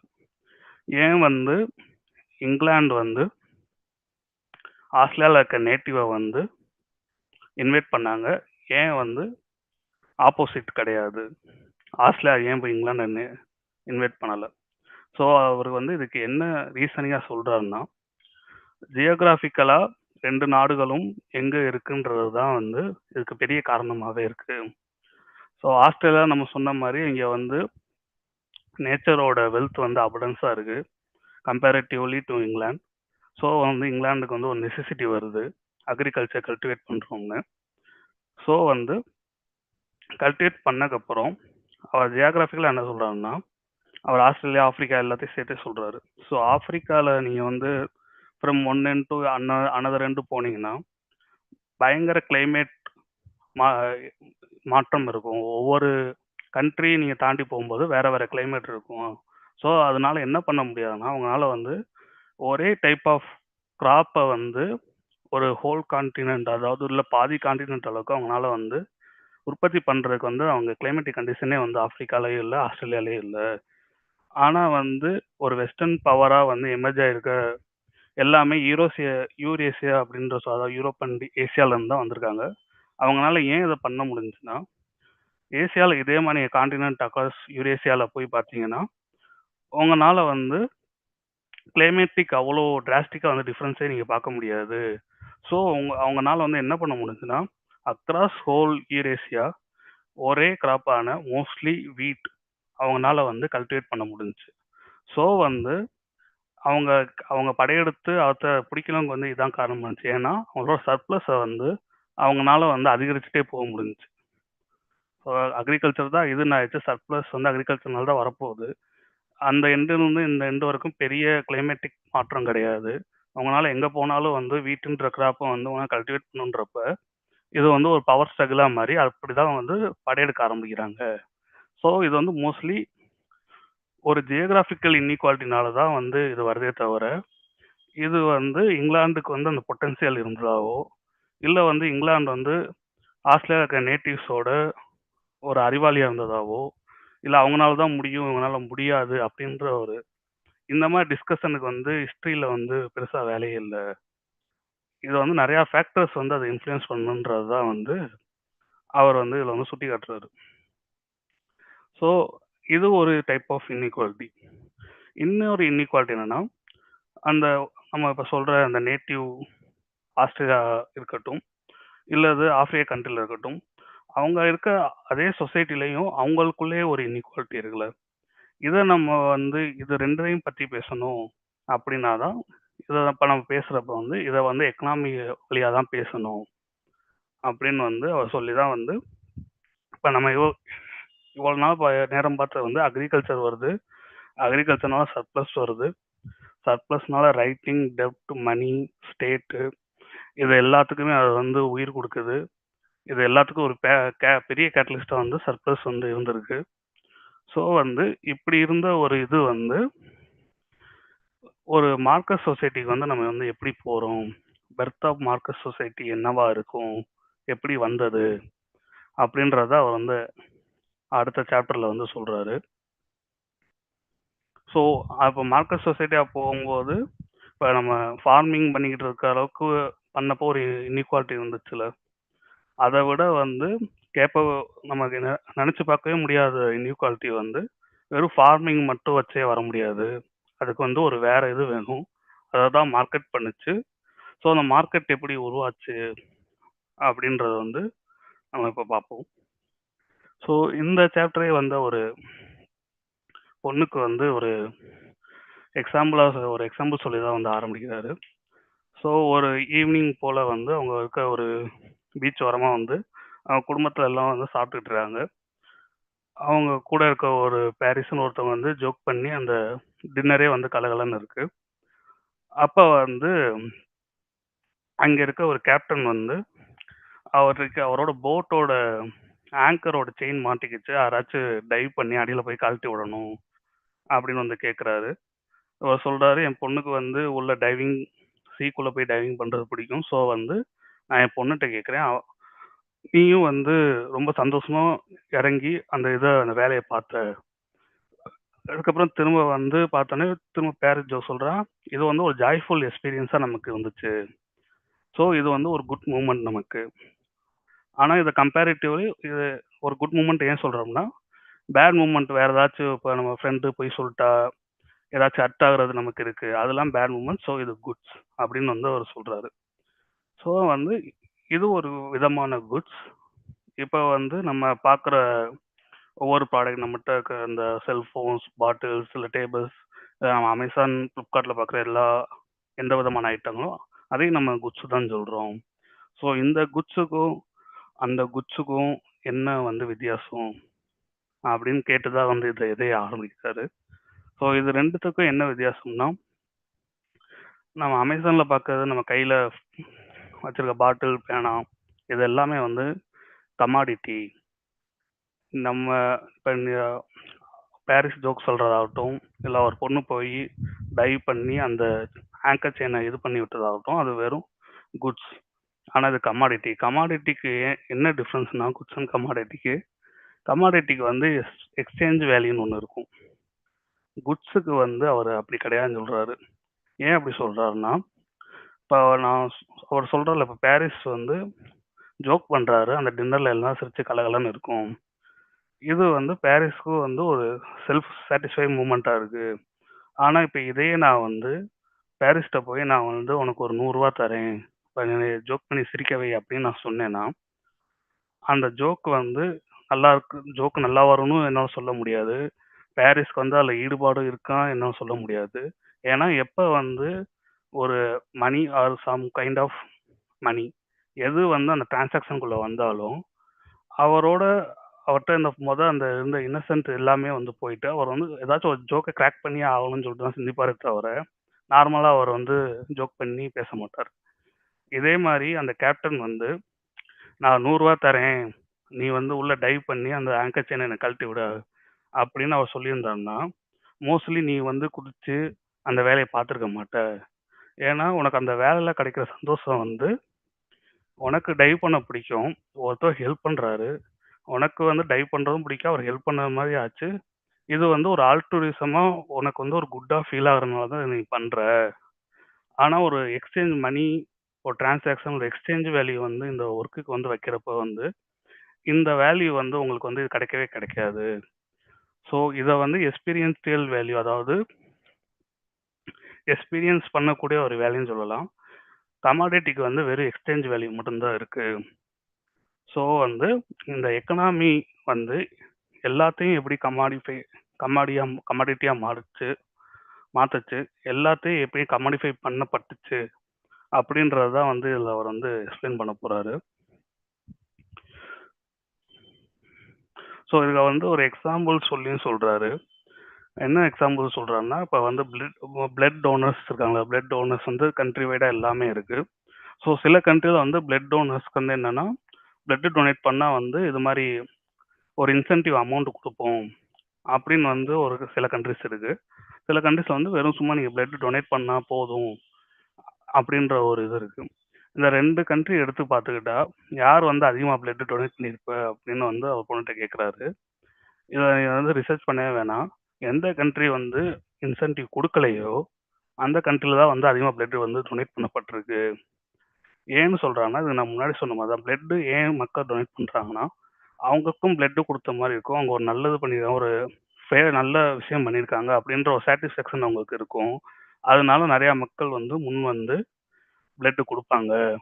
பட் அதுக்கு நீங்கள் எப்போ வந்து ஒரு காசு அப்படின்னு இல்லை ஒரு டிரான்சாக்ஷன் எக்ஸ்சேஞ்ச் வேல்யூ வைக்கிறீங்களோ மக்கள் வந்து அவ்வளோ ஈடுபாடாகவே இருக்க மாட்டாங்க. ஸோ வந்து இது வந்து ஒரு எக்ஸாம்பிளாக சொல்லி வந்து அவர் சொல்கிறாரு. ஸோ நெக்ஸ்ட்டு வந்து எப்படி வந்து எல்லாமே கமாடிஃபை ஆக்கப்பட்டது அப்படின்றத வந்து பார்க்கலாம். ஸோ ஃபஸ்ட்டு வந்து அவர் எப்படி இருந்துச்சுன்னா, இந்த எக்ஸ்சேஞ்சஸ்லாம் வந்து பர்சனலாக தான் நம்ம வந்து பண்ணிக்கணும். ஒரு பார்ட்டர் சிஸ்டம் என்னவாக இருந்தாலும் அதில் வந்து மார்க்கெட்டுக்கு நான் முன்னாடி சொன்ன மாதிரி பெரிய வேலை எதுவும் கிடையாது. ஸோ வந்து ஒரு எக்கனாமியே வந்து எப்படி இருந்துச்சுன்னா, இப்போ எக்கனாமின்ற வேர்டே வந்து அவர் எப்படி வந்துச்சுன்னு சொல்கிறாருன்னா, ஓக்கினோமியா அப்படின்ற ஒரு வேர்ட்லேருந்து தான் வருதுன்றாரு. அது வந்து என்னன்னா, ஓக்கியோஸ்னா ஹவுஸ் ஹோல்ட், நோமோயினா laws rules and constraint. So வந்து ஒரு ஹவுஸ் ஹோல்டை எப்படி வந்து நம்ம மேனேஜ் பண்ணுன்றது தான் வேர்ட்லேருந்து எக்கனாமியாக வருது. ஏன்னா எக்கனாமி வந்து அந்த காலத்தில் வந்து ஹவுஸ் ஹோல்டு இது மாதிரி தான் இருந்துச்சு. ஸோ அது ஏன் அப்படி இருந்துச்சுன்னா, ஒரு ஃப்ரூட் வச்சிருக்க ஃபார்மர் இருந்தால் அவர் வந்து அதை மட்டும்தான் அந்த ஃபார்ம் இதை பண்ணிட்டு அதை ப்ரொடியூஸ் பண்ணிட்டு இருப்பார். வேற ஏதாச்சும் கிரெயின் வச்சிருக்க ஃபார்மர் வந்து அவர் அதை பண்ணிகிட்டே இருப்பார். அவங்க 2 பேரும் போய் அதை ஒரு இடத்துல வந்து எங்கே வந்து குறையுதோ அப்போ போய் வந்து பரிமாறிக்க போகிறாங்க. இதில் எதுவுமே வந்து கமாடிட்டியாக வந்து பெருசாக வந்து எதுவும் இருந்தது கிடையாது அப்படின்னு வந்து அவர் எக்ஸாம்பிளாக சொல்கிறாரு. ஸோ வந்து இப்படி ஹவுஸ் ஹோல்டாக மேனேஜ் பண்ணிக்கிட்டு இருக்கதா பார்க்கப்படுற எக்கனாமி வந்து இப்போ வந்து எப்படி மாறுச்சுன்னா, ஹவுஸ் ஹோல்டை தவிர எல்லாமே கமாடிட்டியாக மாறும்போது எதுவுமே வந்து அவங்க ப்ரொடியூஸ் பண்ணுறது இல்லை, எதுவுமே பண்ணுறது எல்லாமே கமாடிட்டியாக பை பண்ணி அதுலேருந்து தான் ப்ரொடியூஸ் பண்ணுற மாதிரி மாற்றப்படுன்னு தான் அவர் வந்து சொல்கிறாரு. ஸோ வந்து அதான் முன்னாடி வந்து ஃபார்மர்ஸ் வந்து raw material animal feed fuel எல்லாமே வந்து அவங்களே ப்ரொடியூஸ் பண்ணிக்கிட்டு இருந்தாங்க. ஸோ இப்போ வந்து அதை மோஸ்ட்டாக வந்து அவங்க வந்து மல்டிநேஷ்னல் கம்பெனிஸ் வந்து அவங்களோட உரம் எல்லாத்தையும் வந்து அதுலேருந்து தான் வாங்குறாங்க. ஸோ இந்த கமாடிஃபிகேஷன் வந்து இப்படி லிட்டில் பை லிட்டிலாக வந்து எல்லா இடத்தையும் வந்து ரீச் பண்ணிருச்சு. எந்த அளவுக்கு ரீச் பண்ணிச்சுன்னா, லிட்டரலாக நீங்கள் வந்து ஒரு மதர்ஸ் ஊம்பையே வந்து நீங்கள் வந்து கமாடிட்டியில் நீங்கள் எக்ஸ்சேஞ்ச் வாங்கிக்கலாம். இப்போ சரகேசியில் வந்து குழந்தை பெற்றுக்கிறாங்களோ, ஸோ வந்து அவங்க கர்ப்பப்பையே வந்து நம்ம கமாடிஃபை பண்ணி அதையே விற்கிற அளவுக்கு வந்து நம்ம ஹியூமனிட்டி வந்து இவ்வளோ தூரம் வந்து எல்லாத்தையும் கமாடிஃபை பண்ணி இந்த நிலைமையில வந்து இப்போ நம்ம நிற்கிறோம். அதை வந்து சரகேஸ் வந்து ஒரு கப்பல் வந்து அவங்க கர்ப்பப்பையை வந்து ரெண்ட் பண்ணி அதில் குழந்தை பெற்றுக்கிட்டு அவங்க குழந்தைய மட்டும் எடுத்துகிட்டு போகிற அளவுக்கு நம்ம கமாடிஃபிகேஷன் வந்துருச்சு அப்படின்னு வந்து அவர் சொல்கிறாரு. ஸோ வந்து இதுக்கு முன்னாடி இந்த உலகம் வந்து மார்க்கெட் இல்லாமல் வந்து எப்படி இருந்துச்சு, லாஜிக் ஆஃப் மார்க்கெட்டே இல்லாமல் இருக்க உலகம் எப்படி இருக்கும், அந்த உலகத்து நம்ம சொசைட்டியில் வந்து மார்க்கெட்டுன்ற லாஜிக் வரும்போது எப்படி ஒவ்வொரு ரிலேஷன்ஷிப் எல்லாமே வந்து நம்ம பண்ணுற வேலைகள் நம்ம எடுக்கிற முடிவுகளே வந்து எப்படி மார்க்கெட்னால வந்து மாற்றப்படுது அப்படின்றத வந்து அவர் சொல்கிறதுக்கு அது ஒரு எக்ஸாம்பிள் சொல்லியே சொல்கிறாரு, ஒரு 2-3 எக்ஸாம்பிள் சொல்லியே. ஸோ வந்து ஃபஸ்ட் எக்ஸாம்பிள் வந்து அவர் என்ன சொல்கிறாருன்னா, கிரீக் போயட் ஹோமர் வந்து ட்ரோஜன் கதை எழுதுறப்ப வந்து ட்ரோஜனோட போர்ல வந்து ஹீரோவான அக்கீலிஸ் வந்து அவரோட ராஜா அகுமேனன் மேல வந்து அப்செட்டா இருக்காரு. ஏன்னா அவருக்கு கிடைக்க வேண்டிய புகழை வந்து பாதி இது வந்து ராஜாவே எடுத்துக்கிட்டாரு அப்படின்னு அவர் ஃபீல் பண்றதுனால அக்கிலிஸ் வந்து நான் இனிமேல் வந்து அந்த போர்ல வந்து கலந்துக்க மாட்டேன் அப்படின்னு வந்து அவர் ராஜாட்ட சொல்லிடுறாரு. ராஜாவுக்கும் வந்து அக்கிலிஸ் இல்லாம அந்த போரை வந்து அவரால் ஜெயிக்க முடியாதுன்னு தெரியும். ஸோ வந்து இதே இப்போ வந்து இப்போ இருக்க நம்ம உலகத்தில் இருக்க என்ன சொல்லுவோம்னா, அக்கிலிஸை வந்து அந்த ராஜா எப்படி கன்வின்ஸ் பண்றதுன்னா, போய் அவருக்கு வந்து காசு கொடுங்க, நிறைய காசு கொடுத்தா வந்து அக்கிலிஸ் வந்து உங்களுக்கு ஹெல்ப் பண்ண போறாரு இப்படின்னு சொல்றது வந்து அந்த காலத்துல இந்த கிரீக் சொசைட்டிக்கு வந்து அக்கிலிஸ் வந்து இப்படி வந்து ராஜா போய் அக்கிலிஸ் சொல்லியிருந்தா அக்கிலிஸ் வந்து அது பெரிய கேவலமா நினைச்சிருப்பான், பெரிய ஹியூமிலியேஷன் நினைச்சிருப்பான். ஏன்னா அவனுக்கு வந்து மானிட்டரி வேல்யூல வந்து ஒண்ணுமே அவனுக்கு அதுல வேல்யூவே அவனுக்கு கிடையாது. ஸோ வந்து இப்படின்ற ஒரு இது நடக்கவே அங்க வந்து முடியாது. அதே மாதிரி இன்னொரு ஒரு எக்ஸாம்பிள் சொல்றாரு. ஆவிடுன்னு ஒரு ரோமன் பயட் வந்து இதே மாதிரி கிரீக் வாரியர் ஏஜெக்ஸுக்கும் ஒடிசியஸுக்கும் சண்டை நடக்கிறப்ப கொல்லப்பட்ட அக்கிலிஸோட வெப்பன் வந்து யாருக்கு கிடைக்கணும் அப்படின்னு வந்து சண்டை போட்டுக்கிறாங்க. ஸோ வந்து அது யாருக்கு கிடைக்கணும்னு சொல்லி ஒரு கவுன்சில் வந்து டிபேட் பண்ணி தேர்ந்தெடுக்கிறாங்க யாருக்கு கிடைக்கணும்னு. அது வந்து ஒடிசியஸ் கிடைக்கணும்னு வந்து தேர்ந்தெடுக்கிறாங்க. இதை கேட்ட வாரியர் அஜாக்ஸ் வந்து கவுன்சில் இப்படி தேர்ந்தெடுத்துருச்சேன்னு சொல்லி அவரை வந்து உயிரே வந்து அவர் இழந்துடுறாரு. ஸோ வந்து இவர்கிட்ட போய் வந்து இப்போ இதே வந்து இந்த நம்ம இருக்க சமூகத்தில் இந்த அக்கிலிஸோட வெப்பனை வந்து நம்ம எப்படி விற்றுருப்போம்னா ஆக்ஷன் பண்ணி விற்றுருப்போம். ஆக்ஷனில் யார் ஹையஸ்டாக பிட் பண்ண போகிறாங்களோ அது வந்து அவங்க வந்து அந்த வெப்பனை வந்து வாங்கிட்டு போக போகிறாங்க. ஆனால்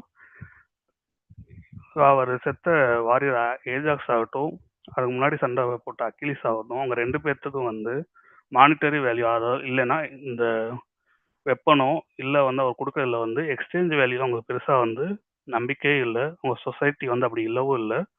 அவங்க எக்ஸ்சேஞ்ச் வேல்யூ அவங்க ஒரு பொருட்டாவே மதிக்கல. அவங்க வந்து இதுக்கு முன்னாடி சொன்ன மாதிரி எக்ஸ்பீரியன்ஷியல் வேல்யூ எக்ஸ்பீரியன்ஸ் பண்ண வேல்யூ தான் வந்து அவங்க பெருசாக மதிச்சிருக்காங்க. ஸோ அப்படி இருந்தால் உலகம் வந்து மார்க்கெட் இல்லாத உலகம். இப்போ நம்ம இருக்கிறது வந்து மார்க்கெட் இருக்க உலகம். ஸோ அப்படி இருந்த இது வந்து ஏன் இப்படி மாறுது? ஏன் வந்து நம்ம வந்து வேல்யூ வந்து எல்லாத்துக்கும் மேலே வந்து கமாடிஃபிகேஷன்லையும் எக்ஸ்சேஞ்ச் வேல்யூலையும் வந்து எக்ஸ்பீரியன்ஸ் வேல்யூவோட எக்ஸ்சேஞ்ச் வேல்யூ வந்து எங்கே ஜெயிக்கப்படுது, எப்படி ஜெயிக்கப்பட்டது, எதனால அது முதன்மை ஆச்சு அப்படின்றது தான் வந்து அடுத்து அவர் சொல்ல போறாரு.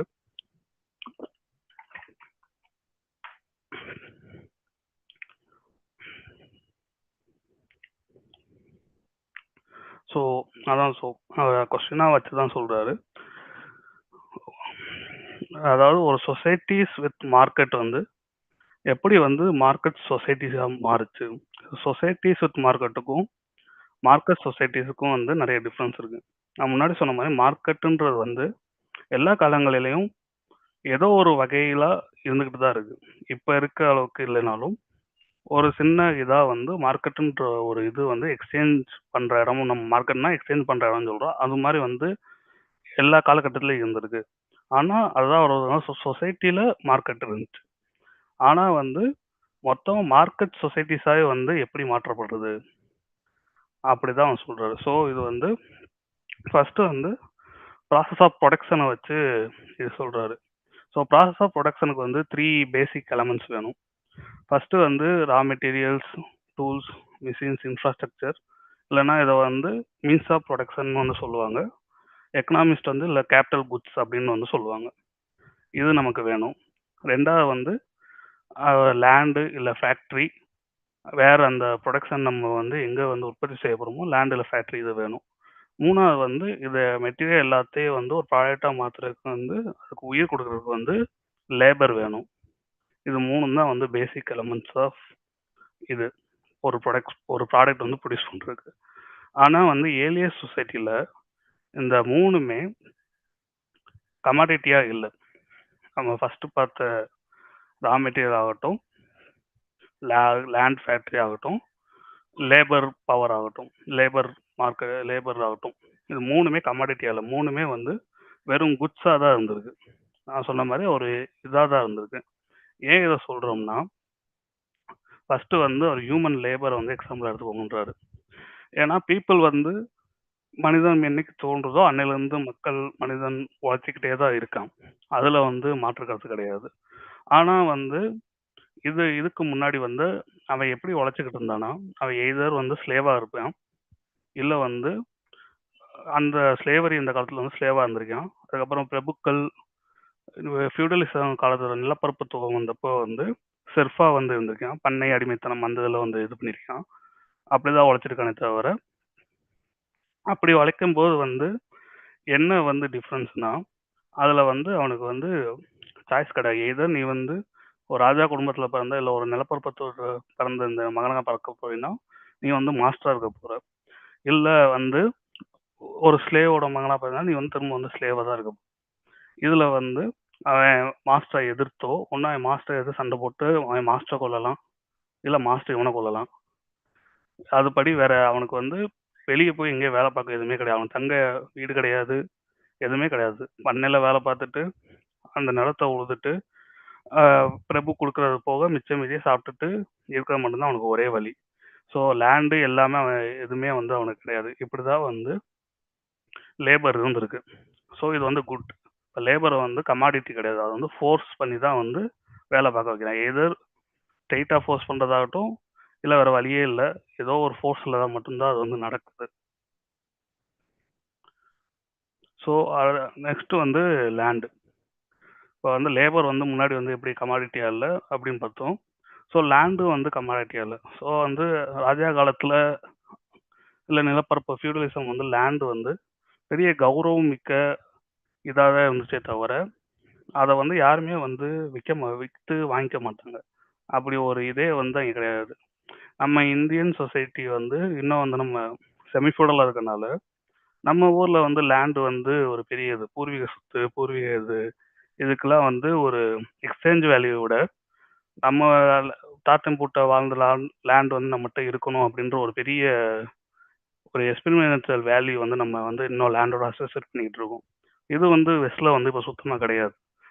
ஏன்னா வந்து அவங்க வந்து ஃபியூடலிசம் தாண்டி வந்து கேபிட்டலிசம் போனனால அவங்க வந்து காசு கொடுத்தா அவங்க என்னனாலும் வந்து கமடிஃபை ஆகி வந்து விற்கிற இதில் தான் இருக்காங்க. ஸோ வந்து லேண்டுகிட்ட வந்து அப்படி ஒரு இருந்த இது வந்து எப்படி வந்து லேண்டை வந்து ஈஸியாக வந்து கமாடிஃபை பண்ணப்பட்டது. ஸோ வந்து அப்படி ராஜா காலத்தில் வந்து ஒரு ராஜா வந்து அவர் லேண்டை விற்கிறத வந்து ஒரு ஹியூமிலியேஷனாக தான் நினைப்பார். இல்லை ஒரு பிரபு வந்து அவர் நிலத்தை விற்கிறத வந்து அவருக்கு அவமானமாக அவர் வந்து வாழ்க்கையில் தோத்துட்டாரு, அப்படியே அவர் வித்துட்டாலும் வாழ்க்கையில் தோத்துட்டாதான் நினைப்பார் தவிர, எவ்வளோ காசு கொடுத்தாலும் அவர் லேண்டை விற்கிறதுக்கு வந்து முன் வரவே மாட்டார். ஸோ அப்படி இருந்த இதில் வந்து இந்த மார்க்கெட் சொசைட்டி வந்து என்ன பண்ணுதுன்னா, இந்த குட்ஸாக இருக்க எல்லாத்தையும் வந்து கமாடிட்டியாக மாற்றுது. ஸோ எப்படி இந்த பெரிய மாற்றம் நடந்துச்சு, எப்படி சடனாக குட்ஸாக இருந்த 3மே கமாடிட்டியாக மாற்றப்பட்டுச்சு அப்படின்னு அவர் வந்து ஏன் சொல்கிறாருன்னா, குளோபல் ட்ரேட் தான் வந்து பெரிய காரணம் அப்படின்னு சொல்கிறாரு. இது வந்து அவர் வந்து ரொம்ப சுருக்கி ப்ரீஃபாக சொல்கிறாரு. இதுக்குள்ளே நிறையா நுவான்சஸ் இருக்குது. ஸோ ஆனால் அவர் வந்து ஜென்ரல் பிக்சராக வந்து என்ன சொல்கிறாருன்னா, ஸோ வந்து யூரோப்பில் வந்து ஷிப் பில்டிங் இதெல்லாம் வந்து வந்ததுக்கப்புறம் என்ன நடக்குதுன்னா, காம்பஸ் கிரியேட் ஆகி சீஸை வந்து நேவிகேட் பண்ணி இன்டர்நேஷ்னல் பார்டர்ஸ் போய் ட்ராவல் பண்ணுறதுனால மெர்ச்சன்ஸ் இங்கிலாந்து, ஹாலண்ட், ஸ்பெயினில் இருக்க மெர்ச்சன்ஸ் வந்து இங்கிலாந்தில் இருக்க உள்ள தூக்கிட்டு போயிட்டு சைனீஸ் சாங்காயில் இருக்க சைனீஸ் சில்கில் போய் வந்து ட்ரேட் பண்ணிக்கிறாங்க. ஸோ வந்து அதே மாதிரி ஜாப்பனீஸ்க்கு போகிறாங்க. இது மாதிரி கடல் வந்துட்டனால, ஷிப் இருந்தனால இங்கே இருக்க இதெல்லாம் வந்து பண்ட பரிமாற்றம் வந்து குளோபலாக நடக்க ஆரம்பிக்குது. ஸோ வந்து இதில் வந்து அவங்க திரும்ப வந்து சர்ப்ளஸ் வந்து மெர்ச்சன்ஸ் வந்து ஈட்டுறாங்க, இங்கே எல்லாம் பண்ணுறாங்க, இங்கே வந்து திரும்ப விற்கிறாங்க, திரும்ப இங்கே முன்னாடியோட அதிக எடுத்துகிட்டு போகிறாங்க, திரும்ப அந்த ப்ராசஸை வந்து ரீசைக்கிள் பண்ணுறாங்க. இது வந்து நடக்குது. ஸோ வந்து இப்போ என்ன ஆகுதுன்னா, இங்கிலாந்தில் இப்போ நிலப்பிரபுக்கள் வந்து இங்கிலாந்தில் இருக்காங்க. அவங்க வந்து ஆனியன், பீட்ரூட் இந்த மாதிரி இதை தான் வந்து அவங்க நிலத்தில் வந்து அறுவடை பண்ணிக்கிட்டு இருக்காங்க. ஸோ இவங்க இந்த மெர்ச்சன்ட்ஸ் வந்து இந்த இன்டர்நேஷனல் ட்ரேடில் வந்து ஈடுபடுறதுனால ஒன்று அவங்க அந்த நிலப்பிரபுக்கள் அளவுக்கு வந்து சம்பாதிக்க ஆரம்பிக்கிறாங்க. சில டைம் அவங்கள விட மிஞ்சுற அளவுக்கு அவங்க ட்ரேடு வந்து அவங்களுக்கு வந்து பணத்தை வந்து கொடுக்குது. ஸோ இதை பார்க்குற நிலப்பிரபுக்கள் என்ன பண்ணுறாங்கன்னா, எதுக்கு வந்து நம்ம வந்து ஒரு நிலத்தை வச்சுக்கிட்டு அதை வந்து நம்ம பீட்ரூட் ஆனியனை போய் நம்மளால குளோபலாக விற்க முடியாது அப்படின்னு ஒரு நிலைமை இருக்கு. இதை ஏன் நம்ம வச்சுக்கிட்டு இருக்கணும்? நம்ம வந்து மெர்ச்சன்ட்ஸ் வந்து நம்மளோட அதிகமாக சம்பாதிக்கிறாங்க. ஸோ வந்து நம்ம ஏன் பேசாம அவங்களோட ஜாயின் பண்ணிடக்கூடாது அப்படின்னு வந்து என்ன பண்ணுறாங்கன்னா, அப்போதான் வந்து முதலா அந்த பண்ணையில் வேலை பார்த்துட்டு இருந்து செர்ஃபு வந்து நிலப்பிரபுவால் துரத்தி அடிக்கப்படுறாங்க. அவர் வந்து செர்ஃபை துரத்தி அடிச்சுட்டு இருக்கிற ஆனியன் பீட்ரூட்லாம் வந்து இது அழிச்சிட்டு அங்கே போய் வந்து சீப்பை வந்து மேய விடுறாரு. ஏன்னா சீப்பு வந்தால் உள் வரும், இது வந்து மேனேஜ் பண்ணுறதுக்கு வந்து செர்ஃப் தேவையில்ல. ஸோ வந்து அவங்க வந்து அந்த முடிவை வந்து எடுக்கிறாங்க. அப்போதான் வந்து அந்த இதில் வந்து ஃபென்ஸ் போட்டு முதல்ல வந்து பிரிட்டிஷில் இங்கிலாண்டில் வந்து என்க்ளோசர்ஸ் அப்படின்னு வந்து நடக்குது. ஸோ வந்து இப்போ வந்து லேண்ட்லேருந்து செர்ஃபு போயாச்சு. வந்து முதலா வந்து அதுதான் அவன் ஆன்செஸ்ட்ரலாக வந்து அந்த லேண்டுக்கு தான் அவங்க வந்து உழைச்சிக்கிட்டே இருந்திருப்பாங்க அந்த பரம்பரை ஃபுல்லாக. இது மாதிரி வந்து 70% செர்ஃபை வந்து லேண்ட்ல இருந்து துரத்தி அடிக்கப்படுறாங்க. ஸோ வந்து அவங்க வெளியே போனோடனே வந்து முதல்ல அவங்க என்ன பண்ணுவாங்க, இப்போ வந்து இப்போ நான் வந்து ஒரு பண்ணையில் வேலை செஞ்சுக்கிட்டே இருக்கேன். பண்ணையில் இனிமேல் வேலை கிடையாதுன்னு சொல்லி துரத்தி அடிக்கப்பட்டதுக்கப்புறம் நான் ரோட்டுக்கு வந்ததுக்கப்புறம் நான் வேலை என்ன பண்ணுவேன்னா, எங்கேயாச்சும் கதவை தட்டி நான் ஏதாச்சும் பண்ணுறேன் எனக்கு சாப்பாடு போடுங்க, நான் ஏதாச்சும் உழைக்கிறேன் எனக்கு சாப்பாடு போடுங்க அப்படின்னு தான் கேட்டிருப்பேன். ஸோ இந்த கேட்குற இந்த இது வருதுல்ல, நான் உழைக்கிறேன் எனக்கு அதுக்கு ஏதாச்சும் கொடுங்கன்னு, இதுதான் வந்து லேபரை வந்து கமாடிட்டியாக மாற்றுறது. இங்கே தான் லேபர் மார்க்கெட்டுன்னு வந்து ஒன்று கிரியேட் ஆகுது. இதுக்கு முன்னாடி வந்து இது கிடையவே கிடையாது வரலாற்றில். இதுக்கு முன்னாடி எந்த ஒரு செர்ஃபும் வந்து அடுத்த பண்ணையில் போய் இது பண்ணுறேன் இல்லை வந்து லேபரை விற்கிறேன் அப்படின்னு வந்து அவன் பேசியிருக்கவே மாட்டான். அவனுக்கு அந்த தேவையும் கிடையாது. ஸோ இந்த இது நடந்தோடனே என்ன ஆகுதுன்னா, என்கிட்ட வேறு எதுவுமே கிடையாது, லேண்டு கிடையாது, எதுவுமே கிடையாது, டூல்ஸ் கிடையாது, ஏதாச்சும் மேனுஃபேக்சர் பண்ணால் எதுவுமே கிடையாது. என் பசியை போக்குறதுக்கு நான் வந்து கடைசி வரைக்கும் உழைச்சி சாகிறது கூட தயார். எனக்கு அதுக்கு வந்து எக்ஸ்சேஞ்சாக ஒன்று கொடுங்க, நான் என் உழைப்பை கொடுக்குறேன், எனக்கு நீங்கள் வந்து எக்ஸ்சேஞ்சாக ஒன்று கொடுங்க அப்படின்னு முதல்ல வந்து இங்கே தான் வந்து லேபர் கமாடிட்டியாக மாற்றப்படுது. லேபர் வந்து இங்கே தான் முதல்ல மார்க்கெட்டாக வந்து லேபர் மார்க்கெட்டாக வந்து மாறுது. இது வந்து இங்கிலாந்து நான் சொன்ன மாதிரி 70% ஆஃப் செர்ஃப்ஸ் வந்து துரத்தி அடிக்கப்படுறாங்க. எல்லாருனாலையும் வந்து இது மாதிரி வேலை தேடிக்கவும் முடியலை. ஃபர்ஸ்ட் அவங்க வந்து பஞ்சம் பட்டினியில தான் வந்து அழிகிறாங்க. ஏன்னா வந்து அவ்வளோ துரத்தி அடிக்கப்பட்ட ஆட்களுக்கு வந்து வேலை கொடுக்க வந்து ஆப்பர்ச்சுனிட்டிஸ் வந்து இல்லை. இண்டஸ்ட்ரியல் ரெவல்யூஷன் வர வரைக்கும், ஃபேக்ட்ரிகள் வர வரைக்கும். ஸோ வந்து இந்த குளோபல் ட்ரேட்னால வந்து லேண்டு கமாடிட்டியாக மாறிடுச்சு. இப்போ வந்து லேபர் வந்து கமாடிட்டியாக மாறிடுச்சு. இந்த லேண்டு கமாடிட்டியாக மாறல வந்து இன்னொன்று என்னன்னா, இப்போ இந்த நிலப்பிரபு இருக்கார்ல, இவர் வந்து சீப்பு என்னதான் ஃபென்ஸ் போட்டாலும் அந்த லேண்டை வந்து அவர் தான் உட்காந்து மேனேஜ் பண்ணணும். யாரும் செர்ஃபை துரத்து விட்டா யாரும் அதை பார்த்துக்கிறது வந்து அவர் தான் உட்காந்து மேனேஜ் பண்ணணும். ஸோ வந்து இதற்கு இவங்க உட்காந்து மேனேஜ் பண்ணிக்கிட்டுன்னு சொல்லிட்டு இந்த லேண்டை வந்து ரெண்ட்டுக்கு யார்ட்டாச்சும் விற்றுருவோம். ஸோ வந்து அவங்க இதை பார்த்துப்பாங்க. அப்போ வந்து நம்ம இன்ட்ரெஸ்ட்டோட ரெண்ட்டு வாங்கிக்கலாம் அதுலேருந்து. இந்த எந்த விலையில் ரெண்ட் வைப்போம்னா, இப்போ வந்து சீப் இருக்கு உள்ளே வந்து அவங்க குளோபல் ட்ரேட் பண்ண போகிறாங்கன்னா, இந்த இது மொத்த இந்த ஏக்கரில் வந்து எவ்வளோ உள்ளு வரும், இது குளோபலில் வந்து எவ்வளோ போகும், அது ஏற்றபடி ரெண்ட்டு, அதோட இன்ட்ரெஸ்ட்டு. ஸோ வந்து இப்போ இந்த லேண்டை போய் ரெண்ட் பண்ண வந்து யாரால முடியும்?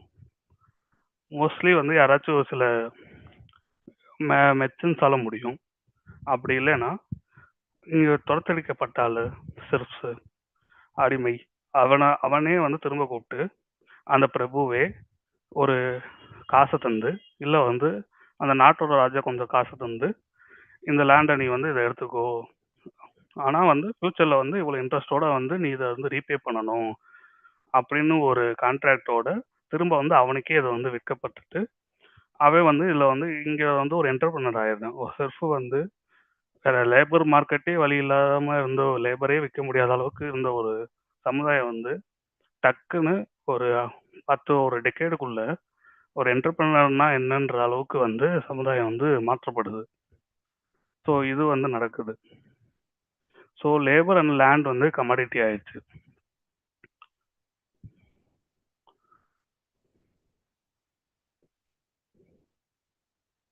ஸோ நெக்ஸ்ட் வந்து இது சொன்ன மாதிரி ஃபேக்ட்ரிஸ் தான் வந்து இந்த ஒரு பெரிய லேபர் மார்க்கெட் இருக்கு.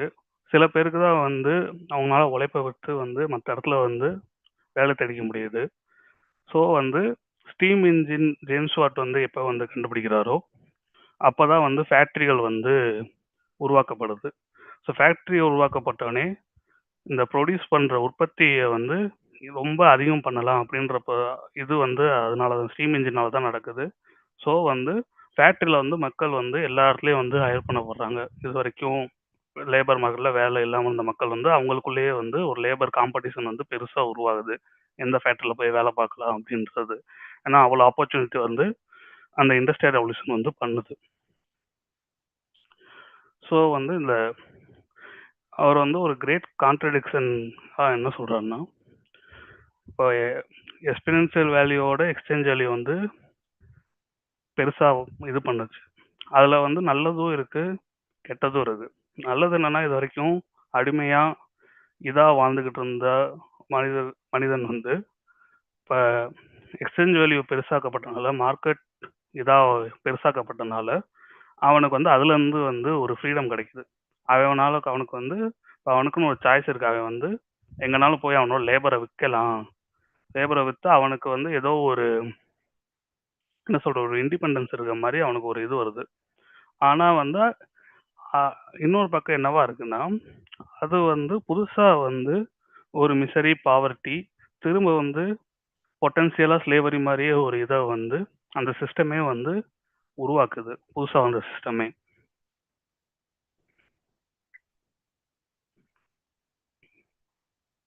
ஸோ அவங்களுக்கு புதுசா வந்து என்னதான் ஃப்ரீடம் இருந்தாலும் அவங்க லேபர் மார்க்கெட்ல இதெல்லாம் இது பண்ணும்போது அவங்க எப்பயுமே வந்து உழைப்ப விற்கணும் அப்படின்ற ஒரு கட்டாயம் ஏற்படும் போது அவங்க வந்து லிட்ரலா ஒரு செயின் சங்கிலி வந்து அவங்கள வந்து கட்டி போட்டுக்கிட்டே இருக்காங்க. உழைப்ப விற்கணும், விற்றா மட்டும்தான் எதுவும் பண்ண முடியுன்றப்ப வந்து இது வந்து ஒரு புதுவிதமான ஸ்லேவரியா இருக்க மாதிரி தான் வந்து அவர் வந்து சொல்றாரு. ஸோ அதான் இப்போ லேபர் வந்து மார்க்கெட்டுக்கு வந்துருச்சு.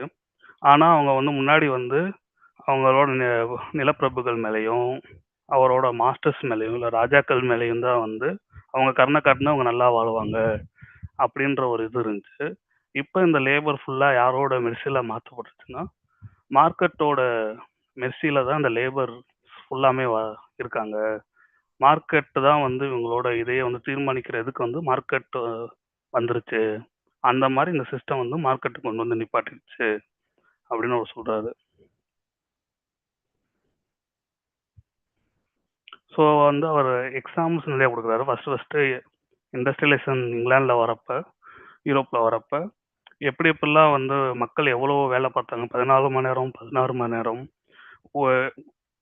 உமன்ஸ் வந்து நிறையா பேர் வந்து இது ஒர்க் ஃபோர்ஸ்குள்ளே வந்து தள்ளப்படுறாங்க. 10 வயசு 12 வயசு பையன்லாம் வந்து மிஷின் கிட்ட கட்டி போட்டு அந்த மிஷினை வந்து இயக்கணும். 15 மணி நேரம் இயக்கணும். அந்த மாதிரி இதெல்லாம் வந்து நியூஸ் பேப்பரில் நிறையா இது வந்திருக்கு. ப்ரெக்னெண்ட்டாக இருக்கவங்களாம் அங்கே ஒர்க் பண்ணிக்கிட்டு அந்த இடத்துலயே வந்து இது ப்ரெக்னன்சி வந்து கொடுத்துருக்காங்க. இது மாதிரி நிறைய பெரிய என்ன சொல்ற ஒரு லேபர் அத்துமீறல் வந்து அவ்வளோ நடந்திருக்கு. ஃபர்ஸ்ட் இண்டஸ்ட்ரியல் ரெவல்யூஷன்ல ஒர்க் ஃபோர்ஸ் வந்து அவ்வளோ உள்ள போகும்போது இது எதுவுமே வந்து இந்த இன்இக்வாலிட்டி வந்து புதுசா வந்து ஹியூமனிஸ்ட் வந்து பார்க்கப்படாம இது முன்னாடி வந்து இப்படி இருந்தது கிடையாது. லேண்டு கமாடிட்டியா இல்லை, லேபர் கமாடிட்டியா இல்லை, எதுவுமே இல்லை. இது எதுவுமே ஹியூமனிஸ்டில் வந்து இப்படி நடக்கப்படல. ஆனால் ஒரு விதமான குளோபலைசேஷன் ப்ளஸ் இண்டஸ்ட்ரியல் ரெவல்யூஷன் வந்து இதை வந்து ஒரு வேற லெவலுக்கு வந்து நினைச்சு பார்க்க லெவலுக்கு வந்து இதை வந்து கொண்டு போகுது. ஏன்னா அவர் பெரிய கான்ட்ரடிக்ஷன் என்ன சொல்றாருன்னா, வந்து நிறைய ப்ரொடியூஸ் பண்ற இண்டஸ்ட்ரியல் ரெவல்யூஷன் வந்து உற்பத்தி சக்தியை அதிகரிக்க வந்து வழி கொடுத்துருச்சு. இதனால நிறைய சர்ப்ளஸ் வரப்போகுது. சர்ப்ளஸ் வந்து புது வெல்த்தை வந்து கிரியேட் பண்ண போகுது. அதே டைம் வந்து நினைச்சு பார்க்க முடியாத அளவுக்கு சஃபரிங்கே வந்து இதே சிஸ்டம் வந்து ஒரு சைடு வந்து கிரியேட் பண்ணிக்கிட்டே இருக்கு. ஸோ வந்து அக்ரிகல்ச்சர் ரெவல்யூஷன் நம்ம ஒரு இன்இக்வாலிட்டி பார்த்தோம். ஸோ இதில் வந்து அதில் இருந்து இது பண்ணாலும் இதில் வந்து இன்னும் வந்து அதுக்கு மேலே வெல்த்தும் அதிகமாகுது, இன்இக்வாலிட்டி அதிகமாகுது, பெருசாக எதுவுமே வந்து மாறவே இல்லை.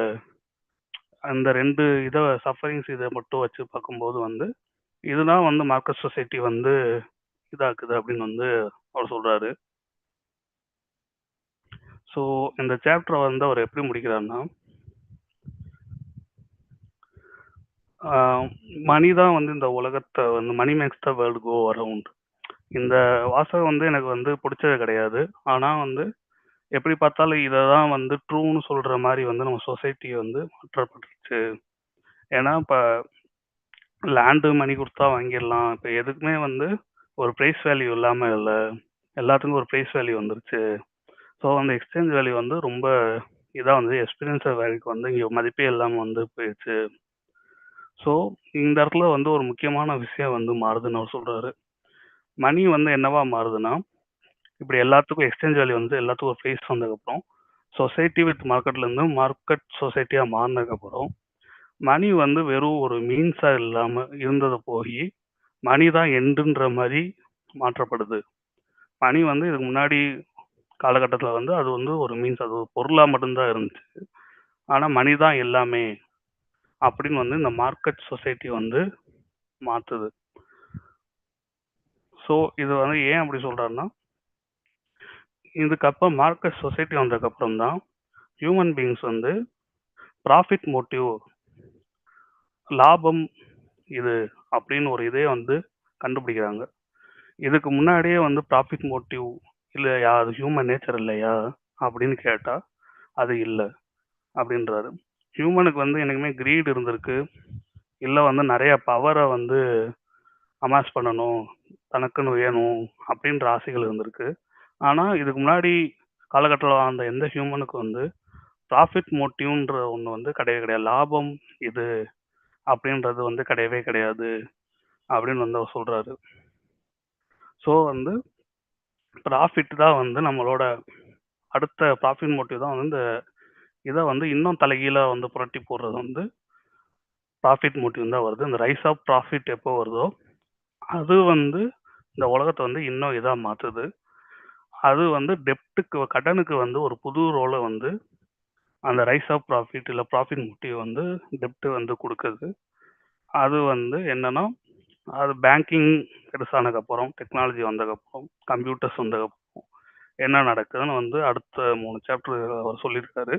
பட் இந்த செஷனில் வந்து நான் இந்த மார்க்கெட் சொசைட்டியோட நான் கம்ப்ளீட் பண்ணிக்கிறேன். நீங்கள் ஏதாச்சும் கேள்விகள் ஏதாச்சும் இருந்தால் கேட்கலாம். தேங்க்யூ ஸோ மச் ஜெகத். ரொம்ப ஷாலோவா இல்லாம டீட்டெயில்டா எங்களுக்கு எல்லாருக்கும் புரியுற மாதிரி இந்த புக்கே ரொம்ப தெளிவா ஈஸியா புரியக்கூடியதா தான் இருந்தது. அதை இன்னுமே தெளிவுபடுத்தி எங்களுக்கு எல்லாத்தையும் ரொம்ப தெளிவா இந்த 1 மணி நேரத்துக்கு மேலேயே பேசியிருக்கீங்கன்னு நினைக்கிறேன். தெளிவா எல்லாத்தையும் சொன்னதுக்கு ரொம்ப நன்றி ஜெகத். அண்ட் ப்ரைஸ் வேல்யூன்னு ரொம்ப இன்சிஸ்ட் பண்ணிட்டே இருந்தீங்க கடைசியில. ஆனா நீங்க எங்களுக்காக ஸ்பெண்ட் பண்ண இந்த 1 மணி நேரத்துக்கு ப்ரைஸ் வேல்யூவே கிடையாது அப்படிங்கறத சொல்லிக்கிறேன். தோழர்கள், நண்பர்கள் வேற யாருக்காவது சந்தேகங்கள் இல்ல வேற ஏதாவது சஜஷன்ஸ் எதுவும் இருக்குன்னா இப்ப சொல்லலாம்.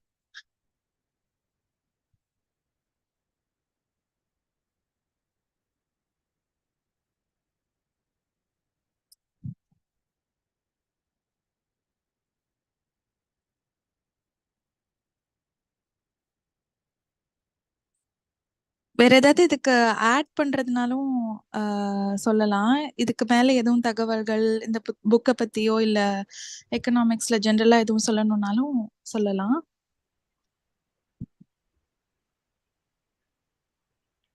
நான் ஒரே ஒரு விஷயம் மட்டும் சொல்லிக்கணும். ம். இந்த புக்கு வந்துட்டு நான் வந்துட்டு படிக்க ஆரம்பிச்சிட்டேன். கொஞ்ச தூரம் போயிருக்கேன். ஆனா இந்த ஒரு மோட்டிவேஷனுக்கு வந்துட்டு நமக்கு சில விஷயங்கள் தேவைப்படும்ல. இப்ப இந்த ஸ்பீச் ஜெகத்து கொடுத்தது ரொம்பவே ஒரு ஒரு உந்துதலா இருக்கும்னு நினைக்கிறேன். நான் வந்து இந்த புக்கை முடிக்கிறதுக்கு ரொம்பவே எளிமையான ஒரு புக்கு நான் ஆரம்பிச்சதுல இருந்து. இப்ப ஜெகத் இப்ப சொல்லும் போது இதுல ரொம்ப சிறப்பா இருக்கிறதே இந்த எக்ஸாம்பிள்ஸ் தான்.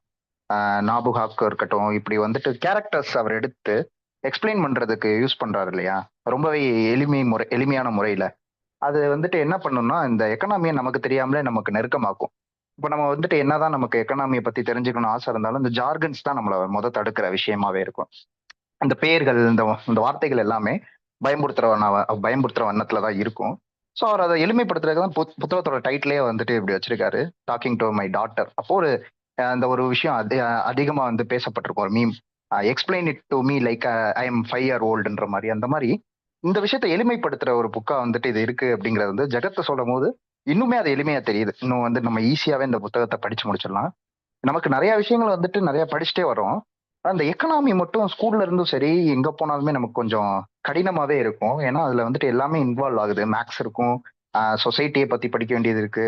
என்ன நம்ம ஊர்ல நடக்கிறத மட்டும் நம்ம பார்த்துட்டு இருந்தாலும் அது சரியா புரியாது.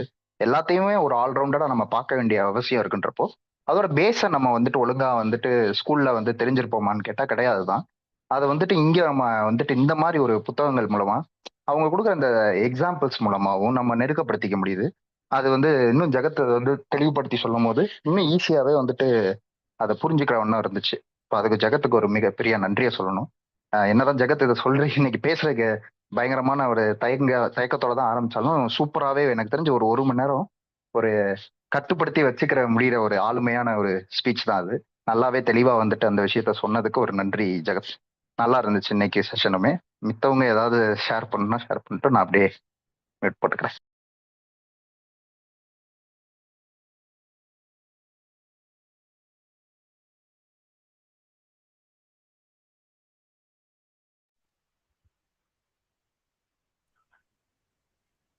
வேற யாருக்கும் எதுவும் கேள்விகள், சந்தேகங்கள், சஜஷன்ஸ் எதுவா இருந்தாலும் கேட்கலாம், பேசலாம்.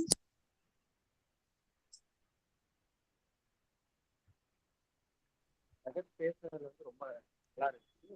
குறிப்பா வந்து இந்த லேபர் வந்து கமாடிட்டி நிலத்துல வேலை செய்யற ஒரு ஆள் வந்து அறிமுகம் இல்ல யாரோ ஒருத்தர் அந்த நிலத்துல இனியன் வேலை இனியன் நீங்க பேசுறது கேட்கல சரியா? இப்ப கேக்குதா? வால்யூம் ரொம்ப லோவா இருக்கு. இப்ப கேக்குதா? நான் பேசுறது கேக்குதா? கேக்குது கேக்குது.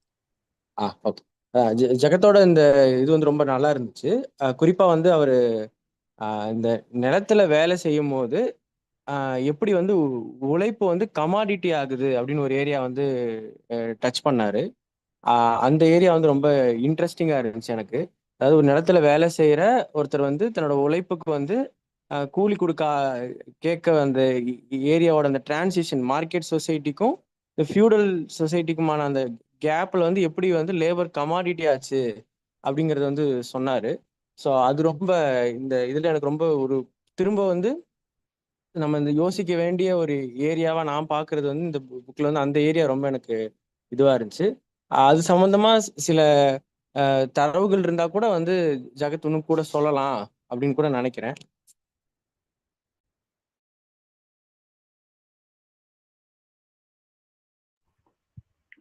எதை பத்தினா லேபர் ஆமா அந்த ஏரியா கூட நீங்க ரொம்ப நல்லா கமாடிஃபிகேஷன் பண்ணப்படுறதா? ஆமா ஆமா அதை பத்தி இந்த ஆத்தர் என்ன சொல்றாரு அப்படின்னு கொஞ்சம் சொன்னீங்கன்னா நல்லா இருக்கும். அதான் அவர் அந்த எக்ஸாம்பிள் சொல்லி தான் சொல்றாரு. ஸோ நான் சொன்ன மாதிரி தான் எப்போ வந்து அந்த குளோபல் ட்ரேடாக வந்து இப்போ உள்ள வந்து சைனீஸ், ஜப்பான் இந்த மாதிரி இதுக்கு போய் விற்கணுன்ற இது வருதோ, அங்கே வந்து மெர்ச்சன்ட்ஸ் வந்து ஒரு பெரிய பவர் வந்து ஒரு வெல்த் வந்து அவங்களுக்கு இது மூலியமா வந்து கிடைக்குது. ஸோ வந்து வெறும் வெல்த் வந்து நிலப்பிரபுக்கள்கிட்ட மட்டும்தான் இருந்த சமயத்தில் இது நடக்கும்போது நிலப்பிரபுக்கள் வந்து இதை பார்க்குறாங்க. ஒன்று அவங்களுக்குன்னே அது நேற்று சும்மா இருந்த மெர்ச்சன்ட் வந்து அவங்களுக்குன்னே இல்லை அவங்களோட அதிகமாகவே வெல்த்தை வந்து அமாஸ் பண்ணும்போது ஒன்று வந்து இவங்களை வந்து தோக்கடிக்கணும், இல்லை வந்து இவங்க கூட வந்து ஜாயின் பண்ணிக்கணும். இப்படி தான் வந்து அவங்க நினச்சாங்க. ஸோ வந்து இவங்க கூட ஜாயின் பண்ணுறதே கரெக்டாக இருக்கும். ஏன்னா அவன் வந்து அவ்வளோ சம்பாதிக்கிறான் அப்படின்றப்ப வந்து இந்த ஆப்பர்ச்சுனிட்டியை நம்ம பயன்படுத்திக்கிறோம்னு சொல்லிட்டு அதுக்கு போகிறாங்க. அதுக்கு போகிறதுக்கு வந்து அவங்க என்னன்னா, அதுக்கு முன்னாடி வந்து அவங்ககிட்ட நிலம் இருக்கு. நிலத்துல நான் சொன்ன மாதிரி ஆனியன், பீட்ரூட்லாம் வந்து வளர்க்குறதா அவர் வந்து சொல்றாரு இங்கிலாந்துல. ஆனா வந்து அது வந்து குளோபலா வந்து ஆனியன், பீட்ரூட்க்கு வந்து அப்போ வந்து பெருசா வந்து மதிப்பு கிடையாது. உள் இதை கம்பேர் அப் பண்ணும்போது. ஸோ வந்து எதுக்கு வந்து நம்ம வந்து ஒரு செர்ஃப் வச்சுக்கிட்டு அவனுக்கு இது பண்ணிக்கிட்டு இந்த லேண்டை நம்ம மெயின்டைன் பண்ணிட்டு இருக்கும்போது ஒரு மெர்ச்சன்ட்னால வந்து ஒரு உள்ள வித்து அவனை ஈஸியாக சம்பாதிக்கணும்னா எதுக்கு நமக்கு இந்த இது வேணும் அப்படின்னு சொல்லிட்டு தான் வந்து இருக்க பீட்ரூட் ஆனியன்லாம் வந்து அந்த நிலத்துல இருந்து எடுத்துட்டு வெறும் இதை வச்சுக்கிட்டு புல்லை வச்சுக்கிட்டு வெறும் சீப்பை ஃபுல்லாக வாங்கி அந்த நிலத்துக்கு வெளியே வந்து டோட்டலாக வந்து ஃபென்ஸ் இதெல்லாம் போட்டு இது பண்ணிட்டு இங்கே இருக்க செர்ஃபை துரத்தி விட்டுட்டு இனிமேல் உனக்கு இங்கே வேலை கிடையாது, நீ எதையும் வந்து உழுது பீட்ரூட்டோ இல்லை ஆனியனா நீ வந்து அறுவடை பண்ண போகிறதில்ல அப்படின்னு சொல்லி வெளியே போக சொல்லிட்டு உள்ளே வாங்கி விட்டுட்டு ஃபென்ஸை போட்டு ஃபென்ஸ் போடுறதா என்க்ளோசர்னு சொல்கிறோம். என்க்ளோசர்ன்றது வந்து நம்ம இதுலேயே வந்து அக்ரிகல்ச்சர் இப்போ வந்து என்க்ளோசர் வந்து இதாக இருக்கும். நம்ம ரோட்டில் இருந்த நடந்து போகிறப்ப கூட ஒரு இதுனா வந்து என்க்ளோஸ் பண்ணி வச்சுருப்பாங்க. ஆனால் முதல் பிரிட்டிஷில் வந்து இது வந்து அந்த டைமில் வந்து பெருசாக நடக்கப்படுது. எல்லா இடங்களையும் நடக்கப்படுது. ஒரு 70% ஆஃப் செல்ஃப்ஸ் வந்து அவங்க வேலை பார்த்துட்டு இருந்த நிலங்கள்ல இருந்து துரத்தி அடிக்கப்படுறாங்க. ஸோ வந்து அந்த செர்ஃப் வந்து வெளியே வரால, இந்த நிலத்தை விட்டு வெளியே வந்துட்டான். பண்ண பிரபு வந்து வேலை இல்லை கிடையாதுன்றாரு. இப்போ வந்து அவனுக்கு வந்து தங்க இடம் கிடையாது. ஏன்னா அவன் நிலத்திலேயே உழுது நிலத்திலேயே தங்கினவன், அவனுக்கு நிலம் கிடையாது. ஓகே, ஸோ அவனுக்கு சாப்பாடுக்கு ஒரு வழி வேணும். ஸோ இப்படி இருக்க ஒரு இதில் அவனால் என்ன பண்ணியிருக்க முடியும்? அவன் போய் அவன்கிட்ட இருக்க ஒரே ஒரு இது வந்து அவன் உடல் உழைப்பு மட்டும்தான். அவன் லேபர் பவர் மட்டும்தான் அவன்கிட்ட கையில் இருக்குது. ஸோ வந்து நான் ஏதாச்சும் உழைக்கிறேன், எனக்கு சாப்பாடு இல்லை வந்து என்ன தேவையில்லை வந்து பூர்த்தி பண்ணுங்கன்னு பக்கத்தில் அவன் எவ்வளவு முடியுமோ நடந்திருப்பான். அது போக வந்து எங்கே போன கதவை தட்டி யார்கிட்ட கேட்டாலும் இதை தான் அவன் சொல்லியிருக்க போகிறேன். இப்போ நம்ம வந்து திடீர்னு எதுவுமே இல்லாமல் போய் இது பண்ணாலும் நம்ம என்ன சொல்ல போகிறோம்? எங்கேயாவது நான் வந்து உழைக்கிறேன், எத்தனை படத்தில் வந்து நம்ம வந்து இந்த டைலாக் கேட்டிருக்கோம், ஏதாச்சும் வேலை செய்கிறேன் சாப்பாடு மட்டும் போடுறீங்களான்னு. அவ்வளோ படத்தில் வந்து ஹீரோ சின்ன வயசில் இருக்கும்போது இந்த மாதிரிலாம் டைலாக்லாம் வந்து அவன் படத்தில் கேட்போம். இதுதான் வந்து முத வந்து லேபரை வந்து ஒரு கமாடிட்டியாக மாற்றுது, ஒரு விற்கும் பொருளாக மாற்றுது. இதுக்கு முன்னாடி வந்து அந்த மாதிரி விற்கும் பொருளாக வந்து லேபர் வந்து கிடையாது, உழைப்புன்றது வந்து கிடையாது. இது வந்து இதனால தான் வந்து மாற்றப்படுது.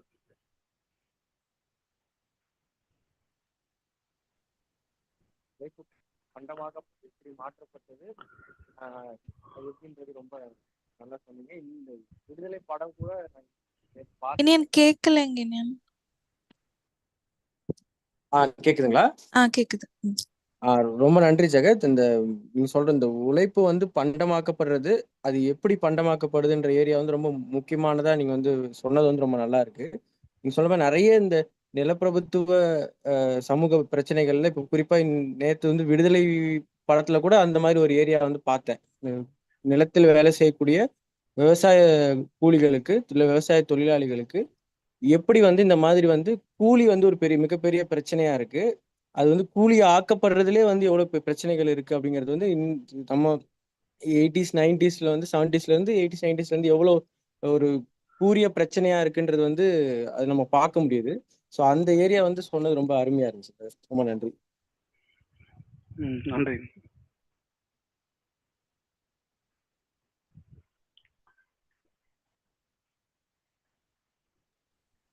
வேற யாருக்கும் எதுவும் கேள்விகள் இருக்கா, டவுட்ஸ் இருக்கா?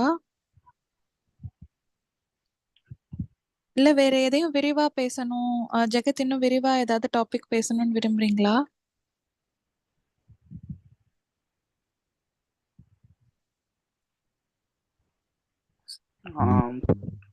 சாட்ல போடுறாங்க, அவங்களுக்கு நன்றி. சாட் பாக்ஸ் ரீட் பண்ணிடவா ஜெகத்? From today's discussion, I came to know about the relationship between agriculture and humanity, emphasizing its role in shaping economies and societies. The session also touched upon connections between debt, money, the state, and surplus. From the session, I understood that it is surplus that drives change in the society. I also felt all the complexities were made relatable with historical facts and examples. It was also easy for the better understanding. Talking about IOUs and virtual currency gave me the impression of being strongly connected with current systems of economics. I also felt this discussion captured Varoufakis' intent of simplifying economic complexities by linking them to human narrative. Overall, I found the session useful and interesting. Thank you. Varshini இதை அனுப்பியிருக்காங்க ஜெகத். படிச்சேன், நானும் படிச்சேன். Thanks ரஸ்னி, thanks நன்றி.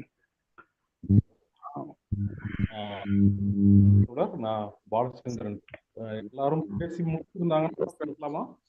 பேசுங்க, சொல்லுங்க. ரொம்ப அருமையான ஒரு செஷன். இப்படித்தான் இருக்கணும், ஒரு செஷன்ன்றது இப்படித்தான் இருக்கணும். அது ரொம்பவே அழகா இருந்தது, ரொம்ப ரொம்ப அழகா இருந்தது. ஒரு மணி நேரம் 5 நிமிஷம் நீங்க பேசுனீங்க. அதுக்கு முன்னால தீப்தி ஒரு 10 நிமிஷத்துக்குள்ளாக பேசினாங்க. அவங்க நான் பேசுனதுல ஏதாவது பிழை இருந்தா மன்னிச்சுக்கிங்கிற மாதிரிலாம் ஏதோ சொன்னாங்க. ஆனா அவங்க கொடுத்த அறிமுகம் ரொம்ப அற்புதமா இருந்தது. ரொம்ப ப்ரிசைஸா, ரொம்ப பொயட்டிக்கா, நம்முடைய பேச்சு தமிழ்ல மிக அழகா அதை ரொம்ப சுருக்கமா சொன்னாங்க. அதுல எனக்கு ரொம்ப பிடிச்சிருந்த விஷயம் என்னன்னு கேட்டீங்கன்னா, அந்த ஆஸ்கர் வைல்டோட கோட்டை அவங்க சொன்னது. அந்த இடத்துக்கு வர்றதுக்காக அவங்க ஒரு 5 நிமிஷம் பேசுனது ரொம்ப பியூட்டிஃபுல்லா இருந்தது. அதுலயே யானிஸ் வருபாக்கிஸ் பத்திய ஒரு நல்ல பேச்சு அது ரொம்ப பியூட்டிஃபுல். அது அந்த அப்படிங்கிற ஒரு சொல்ல மட்டும் நீங்க அவாய்ட் பண்ணிட்டீங்கன்னா உங்களுடைய பேச்சும் ரொம்ப பொயட்டிக்கா இருந்ததுன்னு நான் சொல்லிடுவேன். அந்த அப்படிங்கிறத நீங்க கொஞ்சம் பேச்சுல குறைச்சிக்கணும். மற்றபடி பாத்தீங்கன்னா நீங்க பேசின எல்லாமே ரொம்ப ஆற்றொழுக்கான்னு சொல்லுவாங்க இல்லைங்களா, ஒரு நதி நிதானமா நின்று நகர்ற மாதிரி ஒரு அற்புதமான ஒரு ஸ்பீச் இது. இதுல நீங்க தொட்டு காட்டி இருக்கக்கூடிய விஷயம் என்னன்னு பாத்தீங்கன்னா, யானிஸ் வருபாக்கிஸ் அந்த புக்ல எழுதியிருக்கக்கூடிய முதல் 2 சாப்டர்ஸ் நீங்க கவர் பண்ணிட்டீங்க. அதாவது யானிஸ் வருபாக்கிஸ் ஒரு கம்ப்ளீட் மார்க்சிஸ்ட்னு சொல்லிட முடியாது. ஆனா மார்க்சிஸ்ட் இன்ஸ்பிரேஷன் அவருக்கு பெருசா உண்டு. அவருடைய நிறைய எக்கனாமிக் ரைட்டிங்ஸ்ல அவர் மேல மார்க்சிஸ்ட் எக்கனாமிக் பிலாசபி இருக்குது பாருங்க, அது பெரிய அளவுக்கு இம்பாக்ட் பண்ணியிருக்கு. அதை அவர் நிறைய புத்தகங்கள்ல அதை வெளிப்படுத்தி இருக்கிறார். ஆனா இந்த புத்தகம் தன்னுடைய மகளுக்காகவும் தன்னுடைய மகள் வயதை ஒத்த சிறுமிகளுக்காகவும் சிறுவர்களுக்காகவும் மனசுல வச்சுக்கிட்டு அவர் எழுதுனதுனால அதை மிக எளிமைப்படுத்தி கொடுக்க முயற்சி பண்ணியிருக்காரு.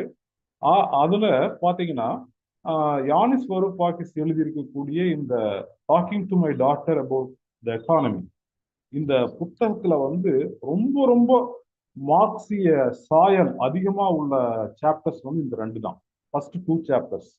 அதுக்கு பிறகு வரக்கூடியதுல எல்லாம் அவருடைய பொருளாதார ஆய்வுல வந்தடைந்த புதிய முடிவுகள், புதிய ஆராய்ச்சிகள், புதிய சூழ்நிலை, இதை பத்தி நிறைய அவருடைய மற்ற நூல்கள் எழுதியிருக்கக்கூடிய விஷயங்கள் எல்லாம் தொகுத்து பின்னால வரக்கூடிய அத்தியாயங்கள்ல எழுதுவார். மார்க்கெட் எக்கானமியை பத்தி பேசுனதுக்கு பிறகு வரக்கூடியதுல எல்லாம் அவருடைய சுய ஆய்வு முடிவுகள் நிறைய அதுல இருக்கும். ஆனா இந்த 2 அத்தியாயத்துல தான் அவர் அரசியல் பொருளாதார விமர்சனம் என்று எதை மார்க்ஸ் கருதினாரோ அதே போல வரலாற்று பொருள் முதல்வாத அடிப்படையில் நாம் அனைத்தையும் புரிந்து கொள்ள வேண்டும். அதுல பொருளாதாரத்தையும் நாம் வரலாற்று பொருள் முதல்வாத அடிப்படையில் புரிந்து கொள்ள வேண்டும் அப்படின்னு மார்க்ஸ் எதை முன்வைத்தாரோ அதை மனசுல வச்சுக்கிட்டு யானிஸ் வருபாக்கிஸ் எழுதின சாப்டர்ஸ் தான் இந்த 2 சாப்டர்ஸ். மிக அழகா நீங்க கவர் பண்ணீங்க. இதுல உழைப்புக்கும் நிலத்துக்கும் இருக்கக்கூடிய உறவு, அந்த உறவுல படிப்படியாக ஏற்பட்டு வரக்கூடிய மாற்றங்கள், இந்த மாற்றங்களின் விளைவாக சமுதாயத்தினுடைய அனைத்து இன்ஸ்டிடியூஷன்ஸும் உருவாவது எப்படி அப்படிங்கிறது ரொம்ப பியூட்டிஃபுல்லா யானிஸ் வருபாக்கிஸ் சொல்லியிருப்பாரு. அதையெல்லாம் எதையும் விட்டுறக்கூடாதுங்கிற கவனத்தோட ரொம்ப அழகா சொன்னீங்க. தோழர்கள் கேட்டாங்க, இந்த வரலாறு அப்படிங்கிறது இவ்வளவு சுவாரஸ்யமா இருக்க முடியுமா, இதுக்கான தரவுகளை அவர் எங்கிருந்து எடுத்தார் அப்படின்ட்டுலாம் கேட்டாங்க. மார்க்சிய மூல நூல்களை வந்து யானிஸ் வருஃபாக்கிஸ் நிறைய படிச்சிருப்பாருன்னு நான் நினைக்கிறேன். மிக முக்கியமாக எங்கெல்ஸ் வந்து இந்த இங்கிலாந்து நாட்டினுடைய தொழிலாளி வர்க்க வளர்ச்சி அதை பற்றி நிறைய எழுதியிருக்காரு. ஒரு புத்தகமே உண்டு அவருக்கு, the conditions of the working class in England அப்படின்னு சொல்லிட்டு ஒரு புத்தகம் உண்டு. அந்த புத்தகத்துல வந்து எங்கெல்ஸ் மிக விரிவாக அவருடைய தத்துவார்த்த ஆழத்தோட எல்லா பெரியவர்களுக்காகவும், ஆய்வாளர்களுக்காகவும், பொருளாதார அறிஞர்களுக்காகவும், வரலாற்றாளர்களுக்காகவும் எதை எழுதினாரோ அதைத்தான் யானிஸ் வருஃபாக்கிஸ் மிக எளிமையாக இதுல கொடுத்திருக்கிறாருன்னு நான் நினைக்கிறேன். அதே போல இந்த அந்நியமாதல், ஒரு ஒரு நிலத்தில் வேலை செய்யக்கூடிய ஒரு பண்ணை அடிமை அந்த நிலம் பண்ணையாருக்கு உரிமையாக இல்லாமல் வேறு ஒரு வர்த்தக வியாபாரிக்கு உரிமையானதாக மாற்றப்படும் போது எப்படி தன்னுடைய நிலத்தின் மீதான உறவை இழக்கிறான், அப்படி இழப்பதன் மூலமாக அவன் புதிய ஒரு தொழிலாளி வர்க்கமாக அவன் எப்படி மாறுகிறான். ஒரு பக்கம் பார்த்தால் நிலத்துடன் இருக்கக்கூடிய அவனுடைய பந்தம் அறுபட்டு போகிறது, இன்னொரு பக்கம் பார்த்தால் அவனுடைய வாழ்வாதாரத்துக்கான உத்தரவாதமும் இல்லாமல் போய்விடுகிறது. இப்படிப்பட்ட ஒரு முரண்பாடான சூழ்நிலையில் தான் தொழிலாளி என்பவன் உருவாகிறான் என்று மார்க்ஸ் வந்து நிறைய நூல்கள்ல பேசுவாரு. அதையும் வந்து அழகா தொட்டி காட்டக்கூடிய வகையில இந்த யானிஸ் வருஃபாக்கிஸுடைய அத்தியாயங்கள் அமைந்திருக்கும். அதையும் வந்து ரொம்ப அழகா ஜெகத் வந்து எடுத்து சொன்னாரு. இந்த உலக வரலாற்றில் ஒவ்வொரு வர்க்கமும் படிப்படியாக எப்படி தோன்றி வளர்ந்தது அப்படிங்கிறத வந்து நம்ம பார்க்கணும். ஒரு பொதுவான ஒரு பேர்ட்ஸ் ஐ வியூ அப்படின்னு சொல்றோம் இல்லைங்களா, அந்த மாதிரி பார்க்கணும்னு சொன்னா நான் உங்களுக்கு ஒரு புத்தகத்தை நான் ரெக்கமெண்ட் பண்ணலாம்னு நினைக்கிறேன். அது என்னன்னு கேட்டீங்கன்னா, மனிதன் பேராற்றல் மிக்கவனாக ஆனது எப்படின்னு சொல்லிட்டு ஒரு புத்தகம் இருக்கு. மனிதன் எங்கனம் பேராற்றல் மிக்கவன் ஆனான் அப்படின்னு சொல்லிட்டு ஒரு புத்தகம் இருக்குது.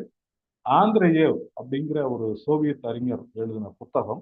அந்த புத்தகத்துல வந்து மனிதனாக மாறிய காலகட்டத்திலிருந்து புதிய மனித சமுதாய அமைப்புகள் உருவானது வரைக்குமான காலகட்டம் வரைக்கும் மனிதனுடைய மொத்தமான ஒரு வரலாற்றையும் வந்து ஒரே புத்தகத்துல கொடுக்கிற முயற்சி செய்திருப்பார்.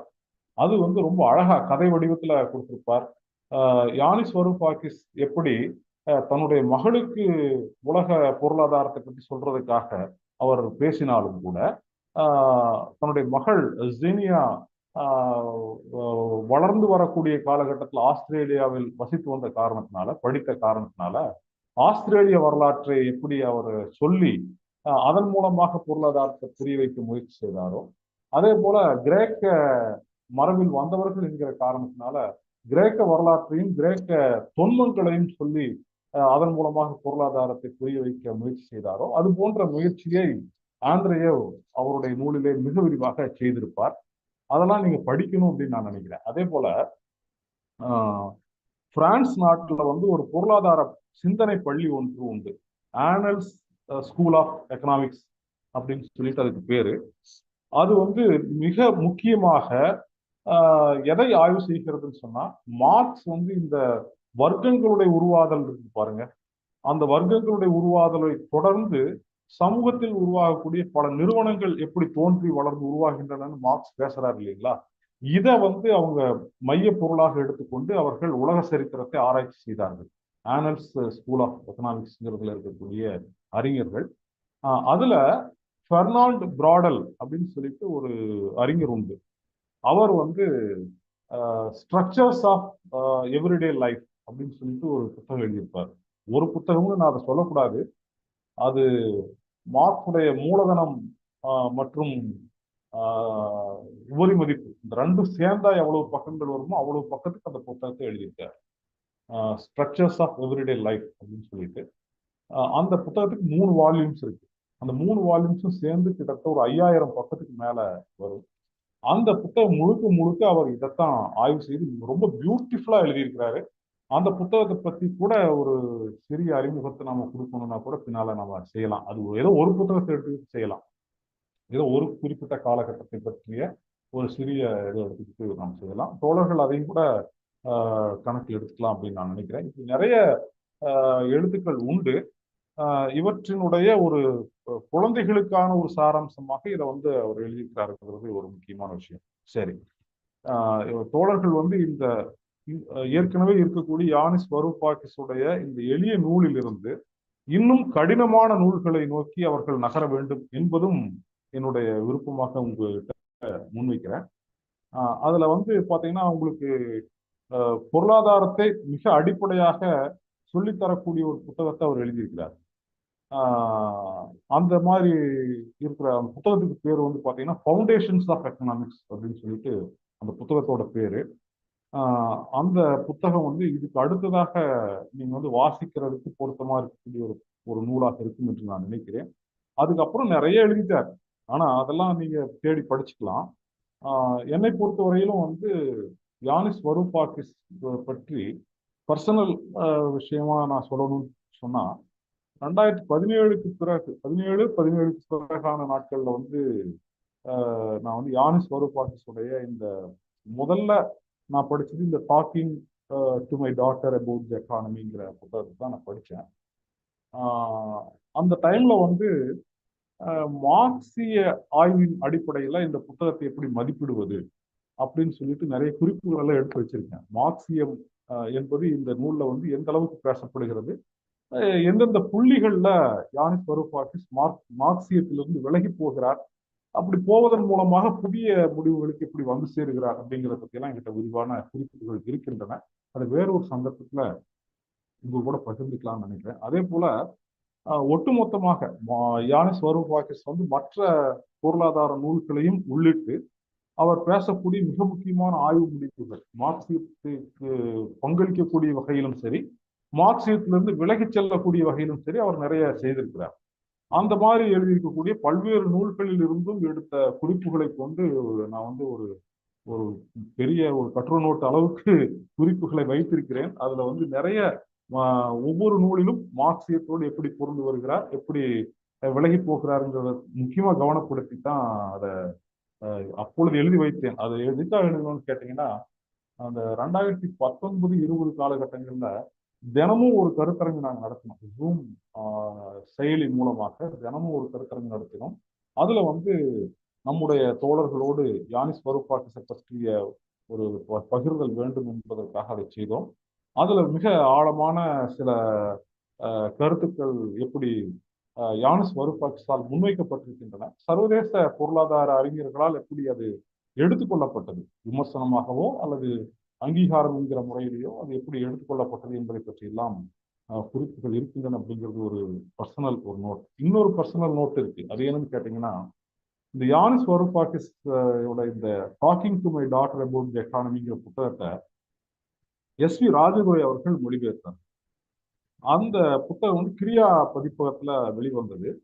வெளிவந்த உடனேயே அந்த வெளிவந்த ஒரு வாரத்திலேயே எஸ்.வி. ராஜதுரை என் கூட தான் பேசினார்.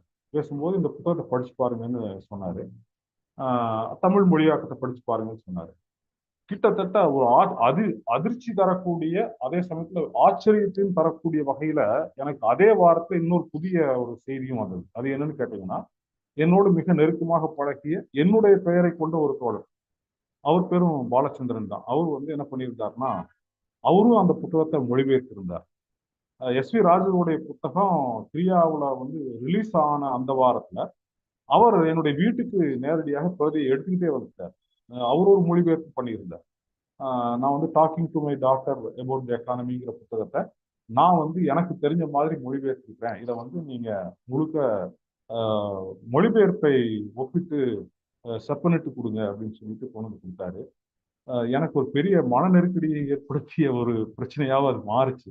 ஏன்னா ஒரு பக்கம் எஸ்.வி. ராஜதுரை எங்கூட நேரில் நெருக்கமா இருக்கக்கூடிய ஒரு தோழர், இன்னொரு பக்கம் இந்த புதிய மொழிபெயர்ப்பு எடுத்து வந்தவரும் என்னோட மிக நெருக்கமா இருக்கக்கூடிய தோழர். அப்போ நான் என்ன செய்யறது அப்படின்னு சொல்லிட்டு இந்த பிரச்சனையை அவர்கிட்ட சொன்னேன். எஸ்.வி. ராஜதுரை ஏற்கனவே மொழிபெயர்த்து புத்தகமாவே ரிலீஸே பண்ணிட்டாங்க அப்படின்னு சொன்ன உடனே அவர் ரொம்ப அதிர்ச்சியாகி ரொம்ப வெக்ஸ் ஆயிட்டார் இந்த நண்பர். அதுக்கு பிறகு அவருக்கு நான் வந்து ஆறுதல் சொல்லி அவரை பக்குவப்படுத்தக்கூடிய ஒரு கட்டாயமும் எனக்கு ஏற்பட்டது. அந்த சூழ்நிலையில அவர் வந்து தன்னுடைய மொழிபெயர்ப்புக்கான ஒரு பயிற்சியில் இதுவும் ஒன்று அப்படிங்கிற மாதிரி அவர் அதை எடுத்துக்கத்தான் வேணும் அப்படின்னு சொல்லி அவர்கிட்ட பேசி அவரை சமாதானப்படுத்தினேன். ஏன்னா அந்த கட்டத்துல வந்து அவங்க கிரியாவில் முறைப்படி காப்பிரைட் எல்லாம் வாங்கிட்டு தான் அதை வெளியிட்டாங்க. அதுக்கு பிறகு வந்து அதை வேறு ஒரு வழிமுறையில் அதை வெளியிடுவது சாத்தியமில்லை அப்படிங்கிற ஒரு பிரச்சனை வந்தது. இந்த இந்த ரெண்டு விஷயமும் இந்த புத்தகத்தோடு எனக்கு மிக நெருக்கமான ஒரு உறவை ஏற்படுத்தியது. இதுல பர்சனல் டச் அப்படிங்கிற வகையில் வந்து மூணாவதா ஒண்ணு சொல்லணும்னா, இப்போ நீங்க என்ன வந்து உங்களோடு ஒருவனாக உட்கார வைத்து நீங்கள் மிக அழகா உரையாடி கொண்டிருக்கும் போது அதை கேட்பதற்கு எனக்கு ஒரு வாய்ப்பை கொடுத்திருக்கிறீர்கள். அது வந்து எனக்கு மிகவும் மகிழ்வையும் நிறைவையும் தருகிறது. தொடர்ந்து உரையாடுங்கள் அப்படின்னு நான் கேட்டுக்கிறேன். தொடர்ந்து உங்களோடு இருந்து உங்களை நீங்க பேசுறத நான் என்னுடைய குழந்தைகள் பேசுகிறார்கள், மழலை மொழியில் பேசுகிறார்கள், ஆனாலும் அழகாக கவித்துவமாக பேசுகிறார்கள்ங்கிற மாதிரி நான் எடுத்துக்கிட்டு ரசிக்கிறதுக்காக காத்துட்டு இருக்கிறேங்கிறத மட்டும் சொல்லி நன்றி சொல்லி விடைபெறுகிறேன். நன்றி, வணக்கம். ரொம்ப நன்றிங்க தோழர். ஜெகத் சொல்லுங்க ஜெகத். இல்ல ரொம்ப நன்றி தோழர். பாராட்டுக்களுக்கும் நீங்க சொன்ன ரெஃபரன்ஸ் புக்ஸ் எல்லாம் சொன்னீங்க, எல்லாமே நன்றி தோழர், ரொம்ப நன்றி. ரேஷ்மா இன்னொரு ஃபீட்பேக் ஷேர் பண்ணியிருக்காங்க, அதையும் ரீட் பண்ணிடுறேன் ஜெகத். As Robin sir said, we always find it hard to understand the complex terms of economics. We won't even touch the current affairs on economics while writing for competitive exams. It's because of the alienation we had on those terms. The examples sir gave really made it so simple and understandable about the society and economics. As I always say, these sessions always makes me comfortable. It never forces to learn. It's like we acquire knowledge along the way. Thank you. Thank you Reshma. வேற யாருக்கும் எதுவும் கேள்விகள், doubts எதுவும் இருக்கா? இல்ல தோழர்கிட்ட எதுவும் கேட்கணுமா?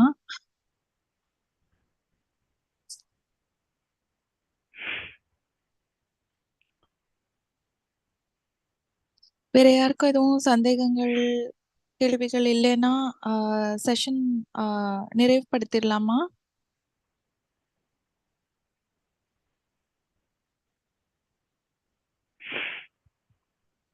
ஜெகத், உங்களுக்கு வேற எதுவும் எக்ஸ்ட்ரா எதுவும் சொல்லணுமா?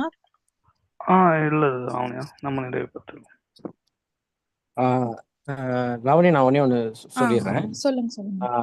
அதான் இப்ப தோழர் சொன்ன மாதிரி இந்த மனிதநேயம் பேராற்றல் மாதிரி நிறைய புஸ்தகங்கள் வந்து நம்ம வந்து அடுத்த வருஷம் 2025 வரப்போகுது.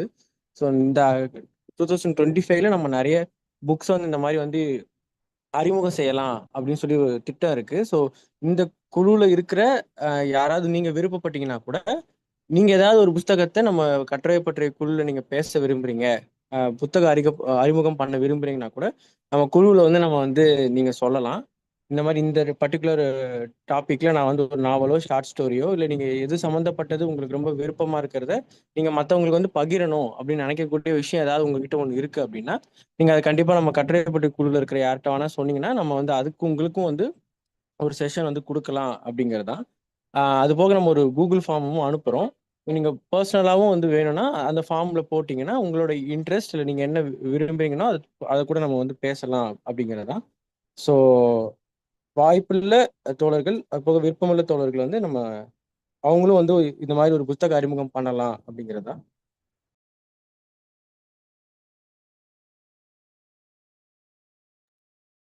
லாவண்யா, நான் ஒன்று ஆட் பண்ணிக்கிறேன். சொல்லுங்க ராமன். தோழர்கள் இங்க மெல் ஸ்டடி சர்க்கிள்ல இருந்து ரமணா தோழர் இவங்க எல்லாருமே வந்துட்டு நமக்கு ரொம்பவே ஹெல்ப் பண்ணியிருக்காங்க. ஜூம் ஐடியே அவங்க தான் கொடுத்துருக்காங்க. அவங்களுக்கு இந்த டயத்துல ஒரு பெரிய நன்றி சொல்லணும். அவங்களால தான் அந்த லைவ் போயிட்டு இருக்கு, ரெக்கார்ட் ஆகிட்டு இருக்கு. இந்த மாதிரி விஷயங்கள்லாம் வந்துட்டு நம்மளால முடியாது. அவங்க வந்துட்டு ஆல்ரெடி பே பண்ணி வச்சிருக்கிற அந்த ஐடி தான் நம்ம வாங்கி யூஸ் பண்றோம். ஸோ அந்த விஷயத்த செஞ்சு கொடுத்த மெல் ஸ்டடி சர்க்கிளுக்கு ரொம்ப பெரிய நன்றியை நான் தெரிவிச்சுக்கிறேன் இந்த டயத்துல. லாவண்யா கண்டினியூ பண்ணிக்கலாம். நானே சொல்லணும்னு இருந்தேன் ஓட் ஆஃப் தேங்க்ஸ்ல, ராபின் அதை ஆட் பண்ணிட்டாரு. இருந்தாலும் மறுபடியும் சொல்லிடுறேன், எம்ஏஎல்எஸ் ஸ்டடி சர்க்கிள்க்கு எங்களுக்கு இது மட்டும் இல்லை, நான் இன்னும் யூடியூப்ல நிறைய லெக்சர்ஸ் பார்த்துட்டு இருக்கேன்.